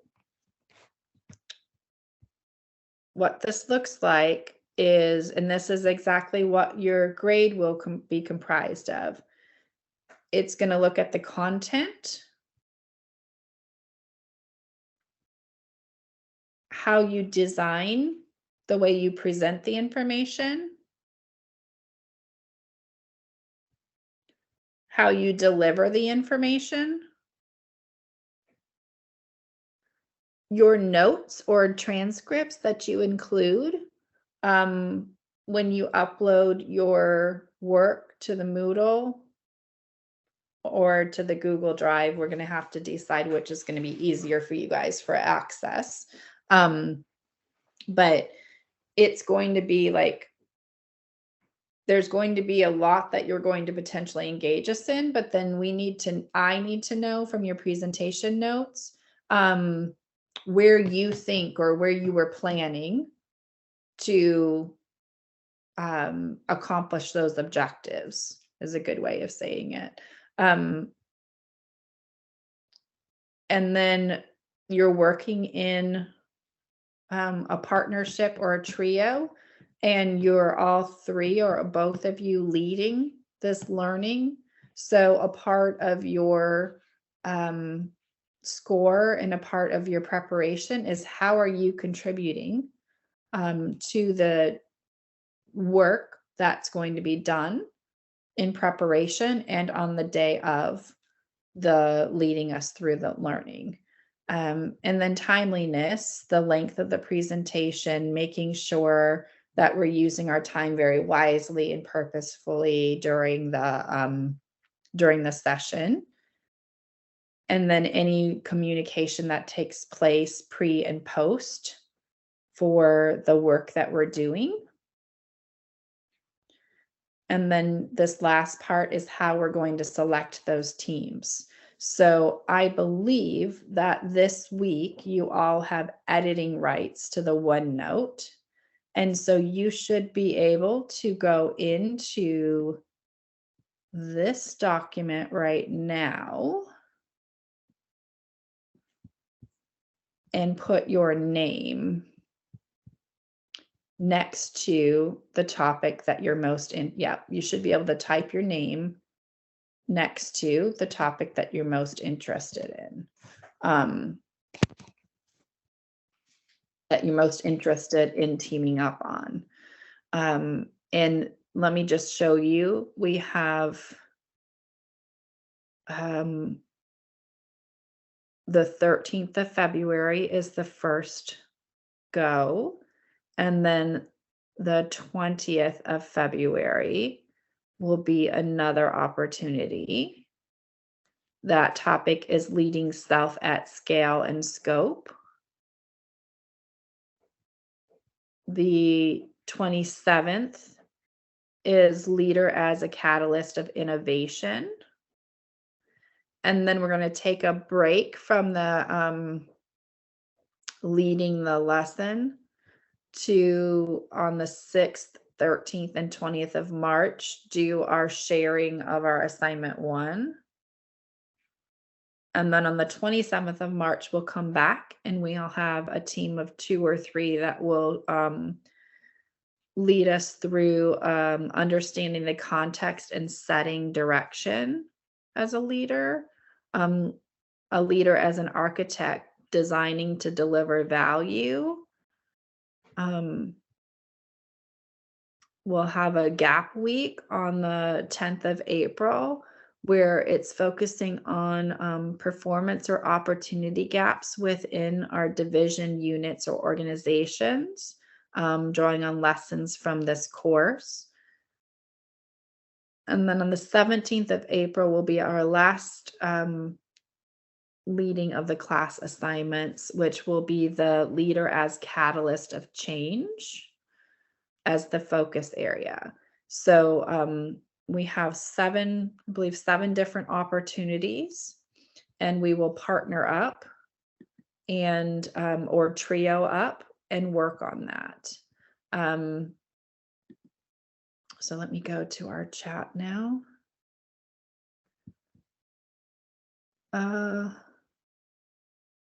Professor, I have a question. Yes, Nuran. I know that there is 10 points for the participation and quiz after, so whom will be the stakeholder for the preparation of the quiz? Will be the team preparing the session or Your Excellency? Okay, so that is broken down.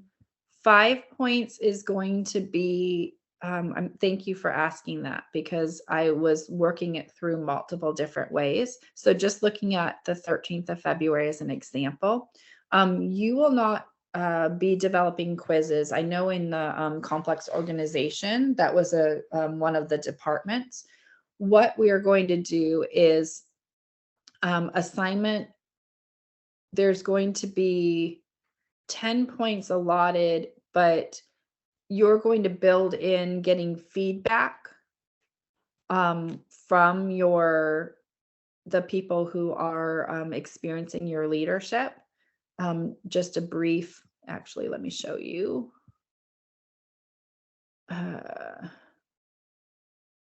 But you will not, unless you build a quiz into the experience, you won't be designing quizzes.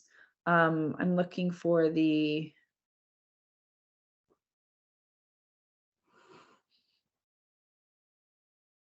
So it will be like a Google form or something to take a survey after the session to collect the feedback of the people about the session for the team. Yeah, that's right? An example. Yep, that's an example of how you can do it. Yes, absolutely. You can also do a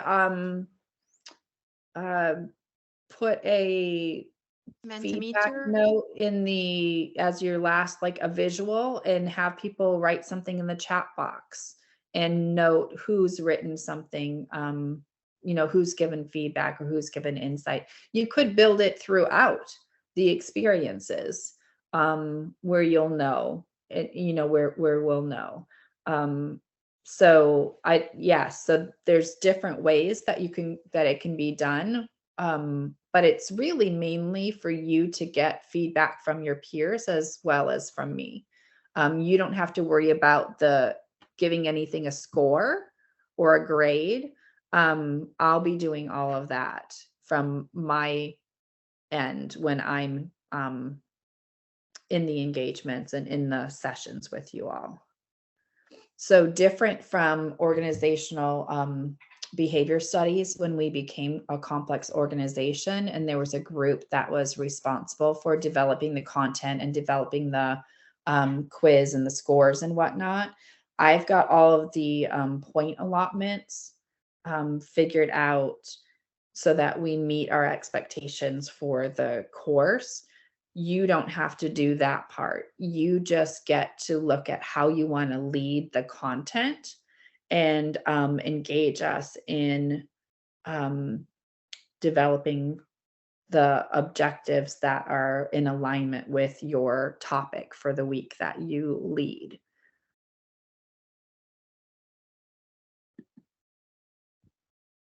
Good question, though. Any other questions about that? I see a question from Lizette that is about, what if people where I live don't speak English? I think you're talking about assignment 1. So if I can just hold that for a minute, or the other assignment, if I can just hold that for a minute. You're talking about assignment 2, and I'll go back to that. I didn't see that earlier. If we can just stay focused on assignment 1, leading a class session for right now. Yes, it was about assignment 2, about interview. Yes, I'll come back to that towards the end of the session. Don't let me forget. I just want to make sure that I don't confuse people by talking about that while we're looking at the leading a lesson assignment. Professor, let me request. Yes. Professor, I mixed the first assignments out of date because I was a little busy, and yes, that's why I couldn't. But I am trying to answer the quiz, but the date is out of the June. So let me answer again for the quiz. I'm trying to send my assignments, Professor, for the first assignment and first quiz. Okay, so now we're talking about, let me go back here. You're talking about the first session that we had where there was a optional quiz, correct? Yes, Professor. Yes. So that quiz was optional, and you would like me to, I don't think I closed that quiz. So it should be available for you to engage with, but there is no points. See right here, there's no points aligned to that. Okay. If you're talking about last week for chapter 2 and chapter 3, that was a 10-point Yes, quiz. yes, Professor. Yes, if you're talking about, Yes, Professor. 2 and 3 quiz. So yes. Yes, so that is stated right here.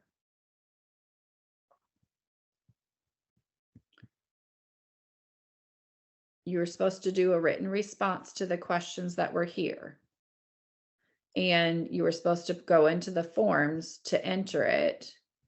And that was due right here. The quiz Professor, is open. June is 29 or on Sundays, Professor. It's out. It's out, yeah, Professor. That's why I couldn't on Sunday, last Sunday. Yeah, so what you need to do is, if you know you can't do it on the last day that it's due, you need to do it before then. Like, the quiz is open from the day we have class, which is Monday mornings, you know, on US time, and it's closed on Sunday nights. So you have a week to do that. You don't have to wait until Sunday to do the quiz. You have the days all the way leading up.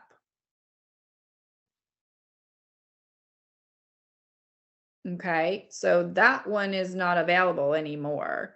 But the quizzes moving forward, you know always that you have a week to complete them. So if you know you're not going to be available, or if you wait until Sunday and then you don't do it, then that's your organizational structures that you need to work on. Because I need that information from that quiz to integrate into the learning that we're doing. So this week, you have 5 points allotted for uploading the assignment. That is part 1 of the assignment number 2. And so just so that it's clear, when you go into the Moodle, you'll go into week 3, and there will be a link for you to upload that work.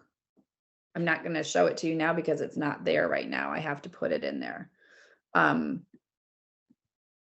And so then, Noran, back to your question, when we come back on the 13th of February, if there's a team who is presenting this topic of leadership at scale and scope, any points associated to that week, I will tend to.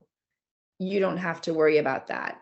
If you, as the designing team, would like me to consider specific engagements or experiences, then I will send me a note or we'll communicate, and I will try to accommodate that.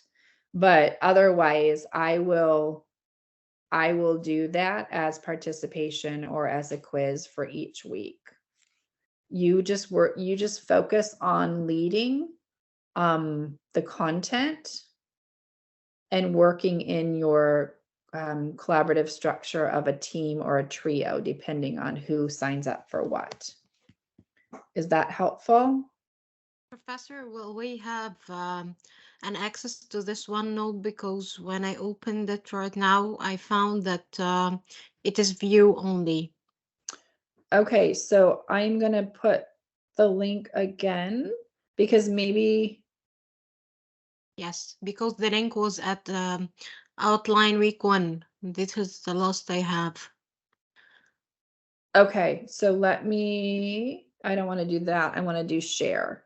Give me 1 second to go in. And yes, you should. I thought that the link that I had put today was this link right here. Are you telling me, did you try that link? Because that's the link that I'm putting it in the chat box right now. That's supposed to give you editing so that you can put your names in. So let's try that, unless you're telling me you tried that one and it didn't work.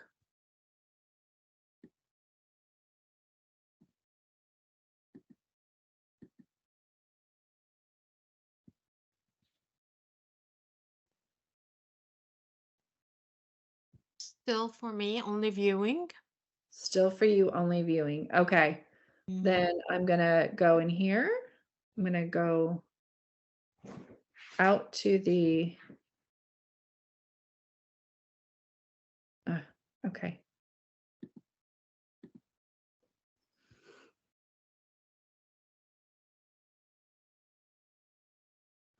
I'm gonna close it and reopen it then. So let me go here and go here. And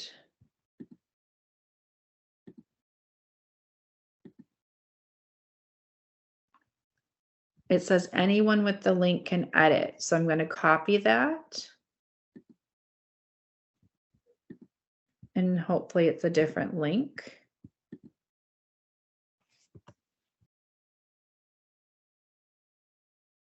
It looks like a different link to me. So maybe we'll be in luck with that one.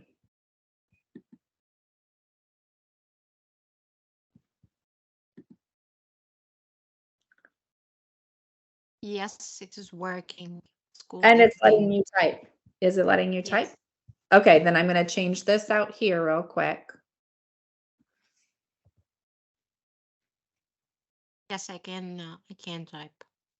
Okay, perfect. Then I'm going to change this out here so that we have it. And I'm making a note to change it in the Moodle too.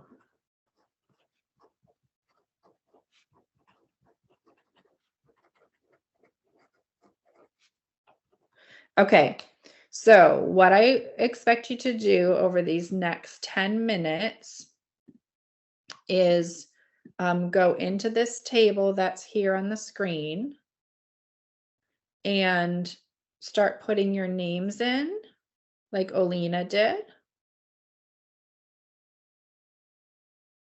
where there's teams of 3 or, oh.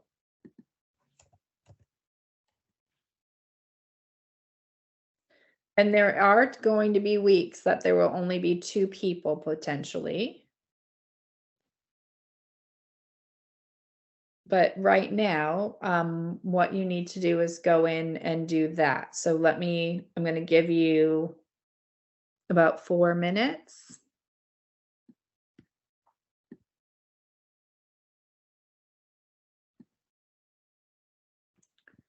And then I'll refresh. And you need to know that if you don't self-select before we leave class today, I'll be putting your name in. So that we can know who's going to partner with who, because it's not fair for our colleagues to have to wait or for someone to jump in when planning has already been halfway done.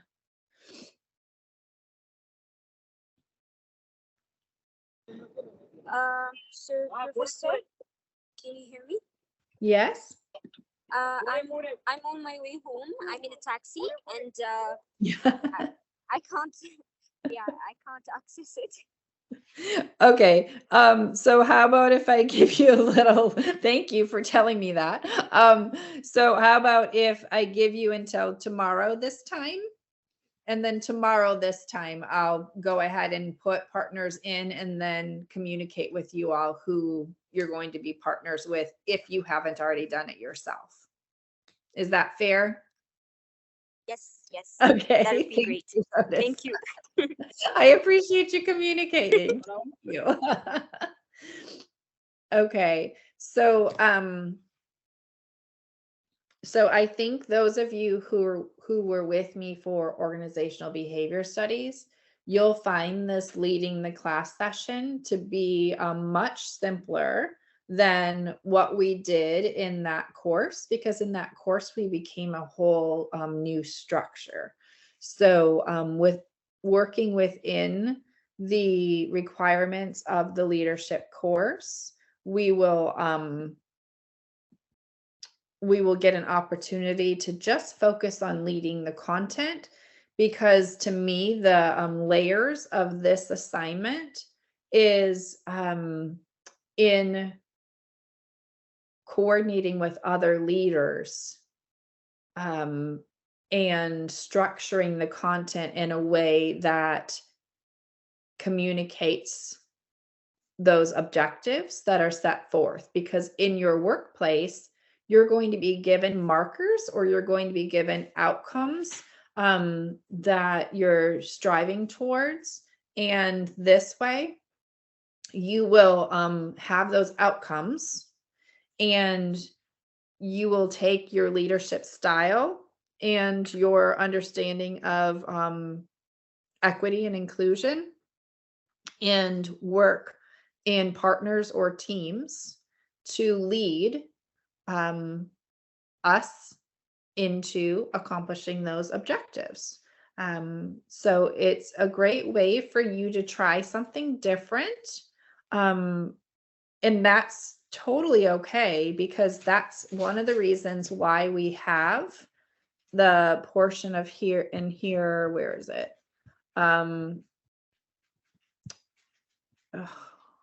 Where that's the timeline, that's the contribution, the notes.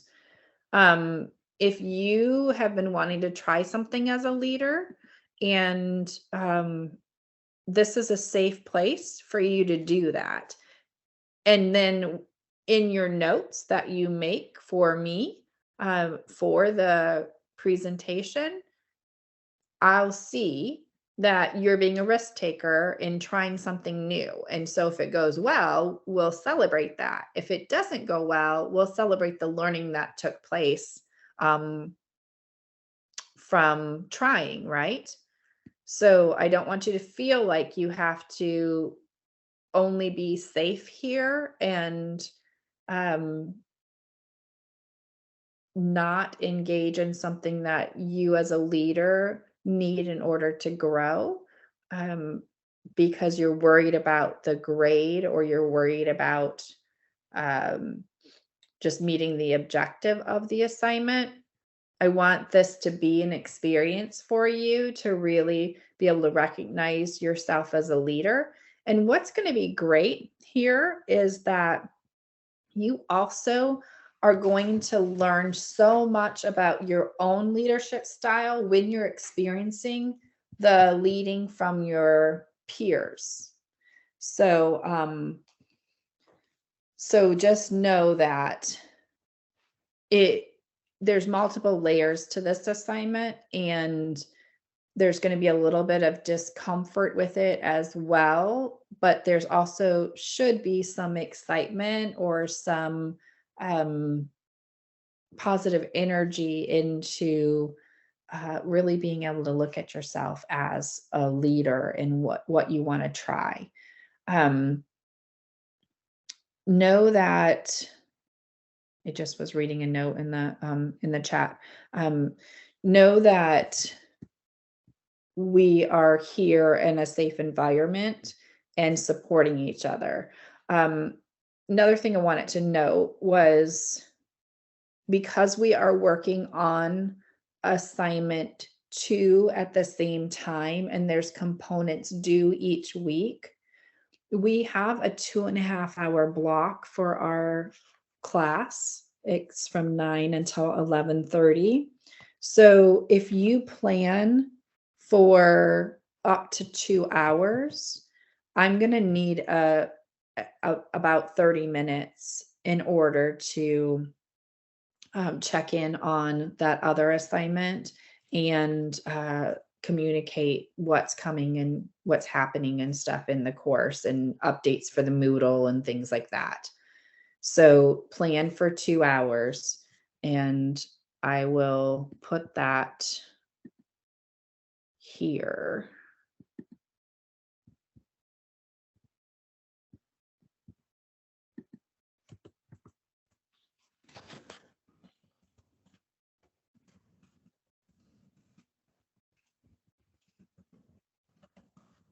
Because there will be some things that I want to reiterate and build in as well. So if you plan for 2 of the 2.5-hour sessions, you'll be in a good place. And if you go over for whatever reason, I can be flexible and accommodate. So the question that was there about the assignment 2, the solo project, was about what if my person doesn't speak English.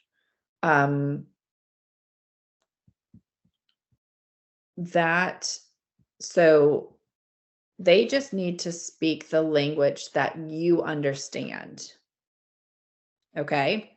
So like for me, I couldn't go and interview someone who, well, I could, because I could use a translator or use closed captions. If they don't speak or understand English, I could translate it, but you don't need to do that.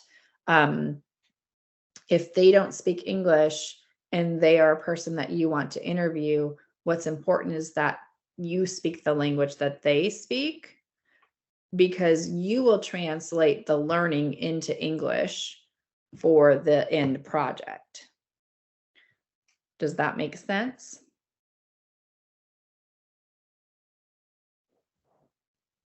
Professor, does it have to be 4 leaders? I mean, I don't know anyone I can consider a leader except one. Oh, goodness.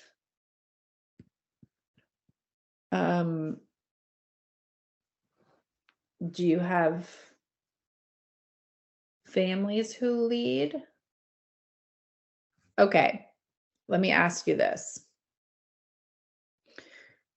The reason why it was 4 was to give you a variety of approaches to how people lead. Okay, so I don't think that 2 gives you enough of a variety. I will give you if you have 3 solid and you don't find the 4th, I can be okay with that. But I can't do less than 3 because it won't give you what you need over the weeks to be able to learn at the same level as people who are going to be able to do the 4. So 3 to 4, I'm willing to say. but you are going to need to think about it. So when we look at, let me go back to the OneNote on that.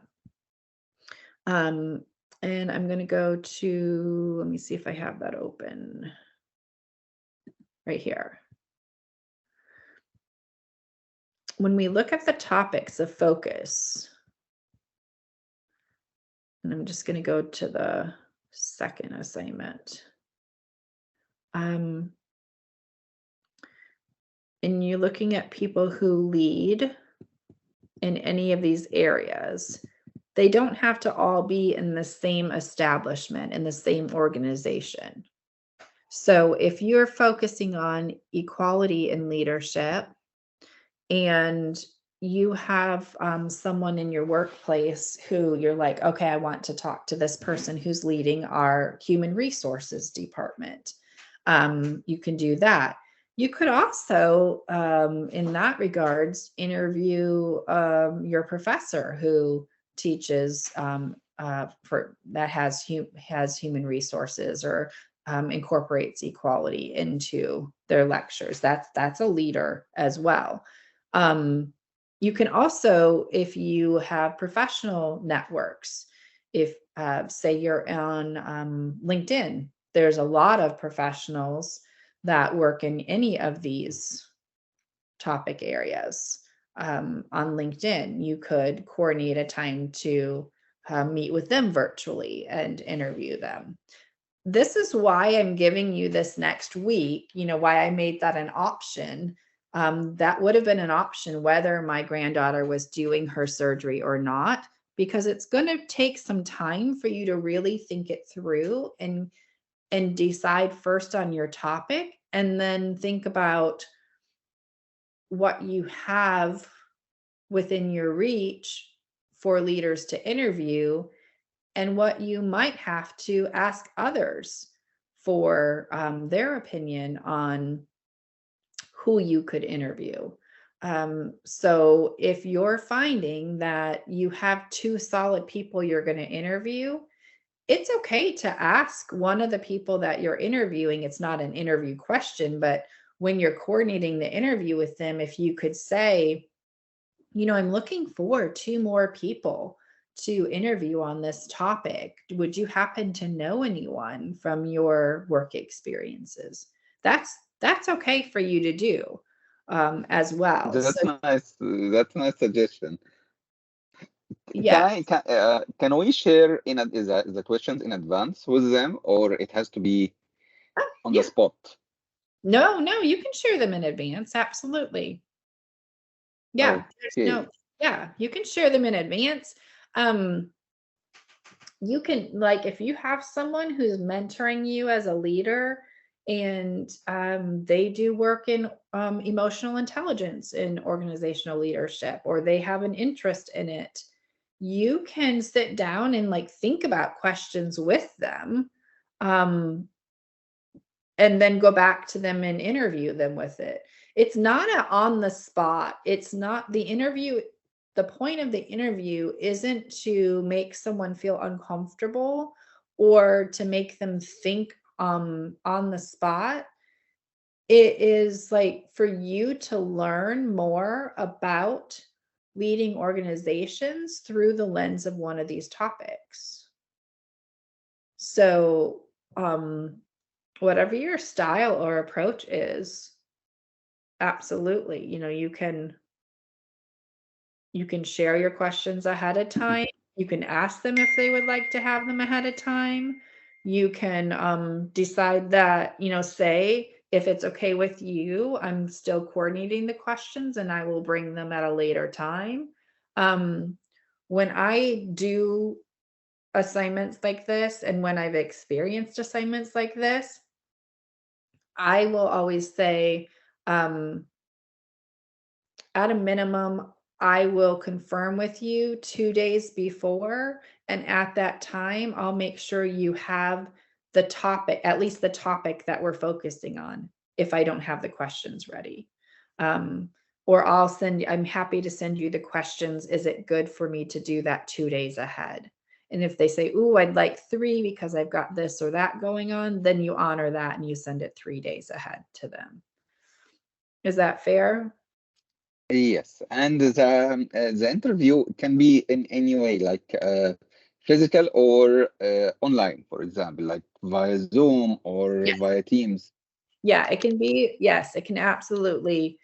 I do not recommend, and you will not have as good of an experience if you try to send someone questions in email and get their answers back in email. It needs to be where you are either physically with them or virtually with them. Because when you write it in email, it becomes more of a, you just don't get as much of the context. It becomes more of a, I've got to just get this done and send this to them, not it's not as discussional. What you'll find when you're interviewing your people is you'll have those 5 questions. You might not even get through all 5 of them, depending on how talkative the person is. Or you might find that when they're answering your first question, you have another question that comes to mind that is really pertinent.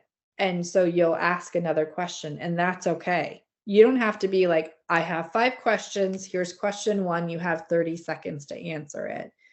It's not intended to be like that. It's to help you learn about the topic through their perspective.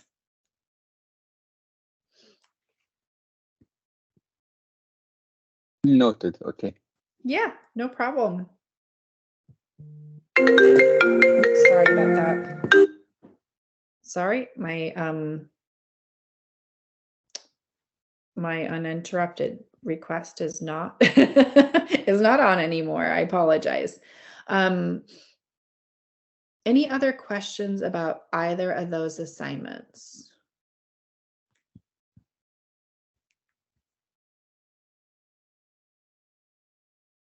I see that Samia is in the office and is trying to listen in. So they'll need to go back and review. I'm going to go to our sign up and see where we're at. I have a question. If Yes. within this work we will have questions, can we ask you by WhatsApp or somehow?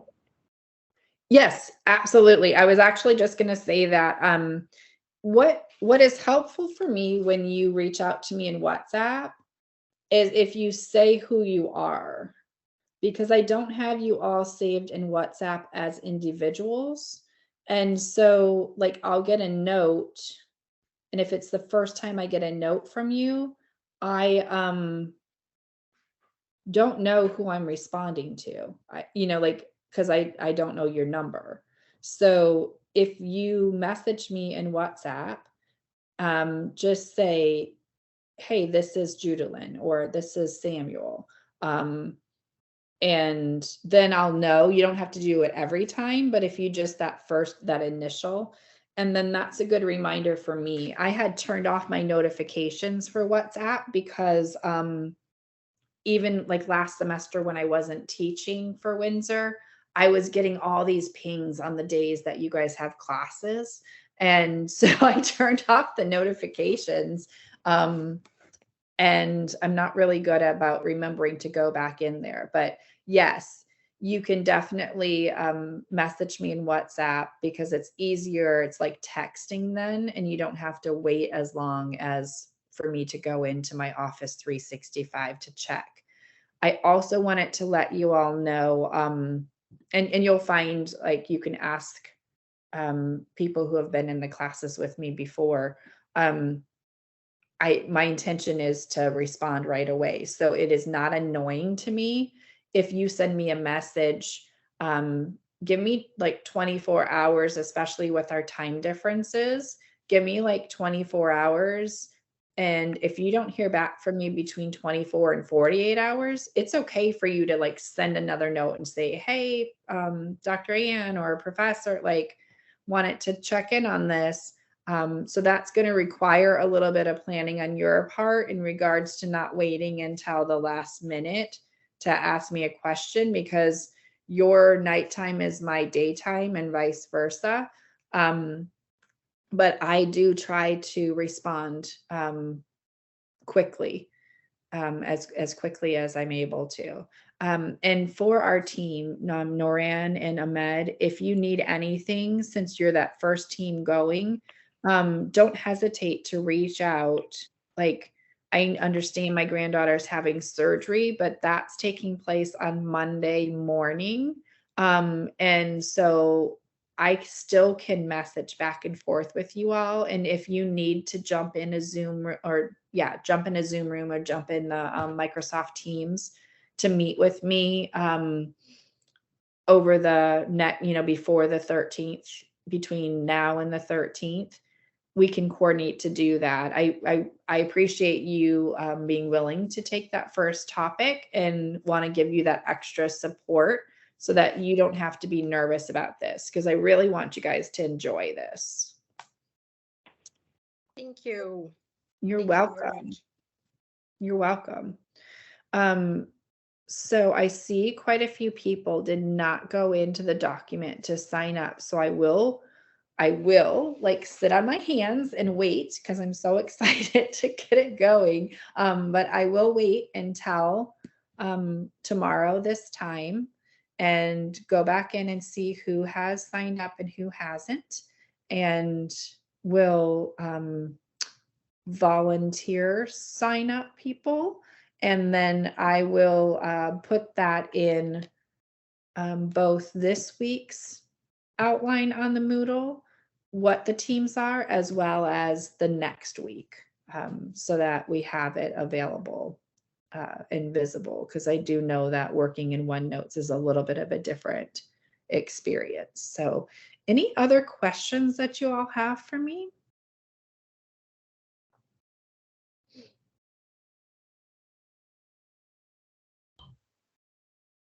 Yes, Professor, as regards the chapter 2, chapter 3 submission, some of us were just trying to submit it today. Right. You're talking about the quiz from last week. Yes. Yes. So help me understand, guys, because I think it's pretty clear when I post here and I say quiz, and it says this quiz is open the day of class and will be closed on Sunday, the 29th of January. Absolutely no late quizzes will be accepted. Like, that's pretty clear to me.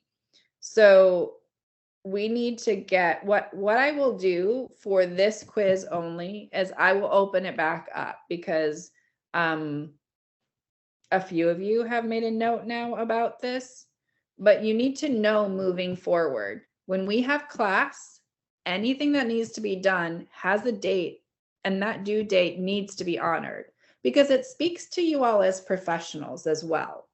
It's not just about meeting the date for me so that I can incorporate that information into our class session, but it speaks to you all as a professional and how you lead. And so you need to pay attention to what is communicated. And if you've missed it there in writing, I'm being very clear with you now that, like, on the assignment page, the Solo Project Weekly Guide, it not only says when each step is due here under the due, it also says it as the very last bullet of each section.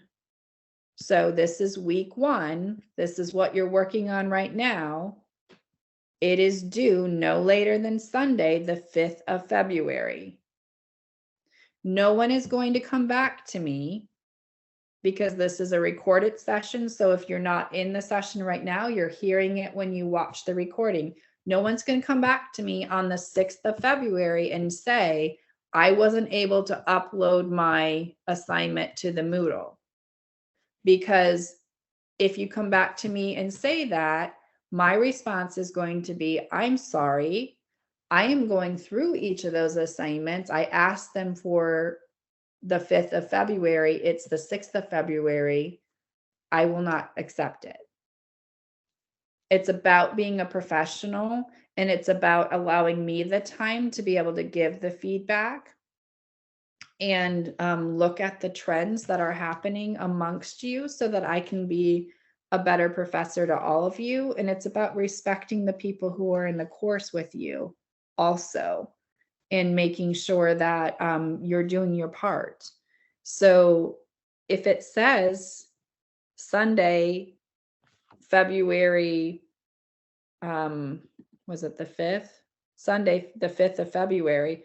Don't wait until Sunday, the 5th of February, if you know that life happens for you in different ways, because it's about honoring the work that's being done, honoring the people that you're working with, and allowing me the opportunity to get the information that I need to be able to give you a great learning experience and a very personalized learning experience. So note moving forward, I will open the quiz, and then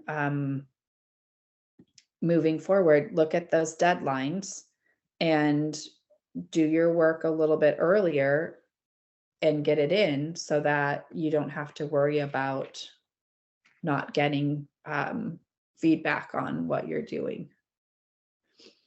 Any other questions? Thank you, Samya. Any other questions? I appreciate you all. We do not have a virtual meeting space coordinated for this next week, the 6th of February, but I look forward to seeing you all on the 13th of February. And I will kind of get to see you in your, when you upload your first part of the solo project, because I'll get to see your video that you upload. So I'm going to go and get the Moodle all set up for that, and finish up, open up the quiz so that I can finish up the feedback for those of you who did it on time, and get those grades and get the Moodle and everything set up. So thank you. If you don't have any other questions, go ahead and sign off. If you do, go ahead and hang in a little bit longer. I've got just a few more minutes that I can stay with you. Have a great week, everybody. Thank you, Professor. Have a great day. Thank you. Thank you, Professor. Thank Thank you. you, Professor. See you next Thank you, Thank you. Professor. Thank Thank you. you.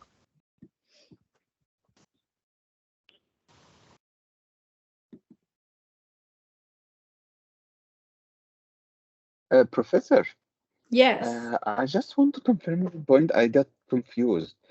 These two assignments, we have to participate in any of them or both of them? The two assignments, they're both. If you look on the Both, grading, okay. yeah. If you look on the grading scale, it is it shows assignment 1 and assignment 2 as major parts of the course. Okay. Okay. Okay. Thank you and have a good day. You're welcome. You have a great day too.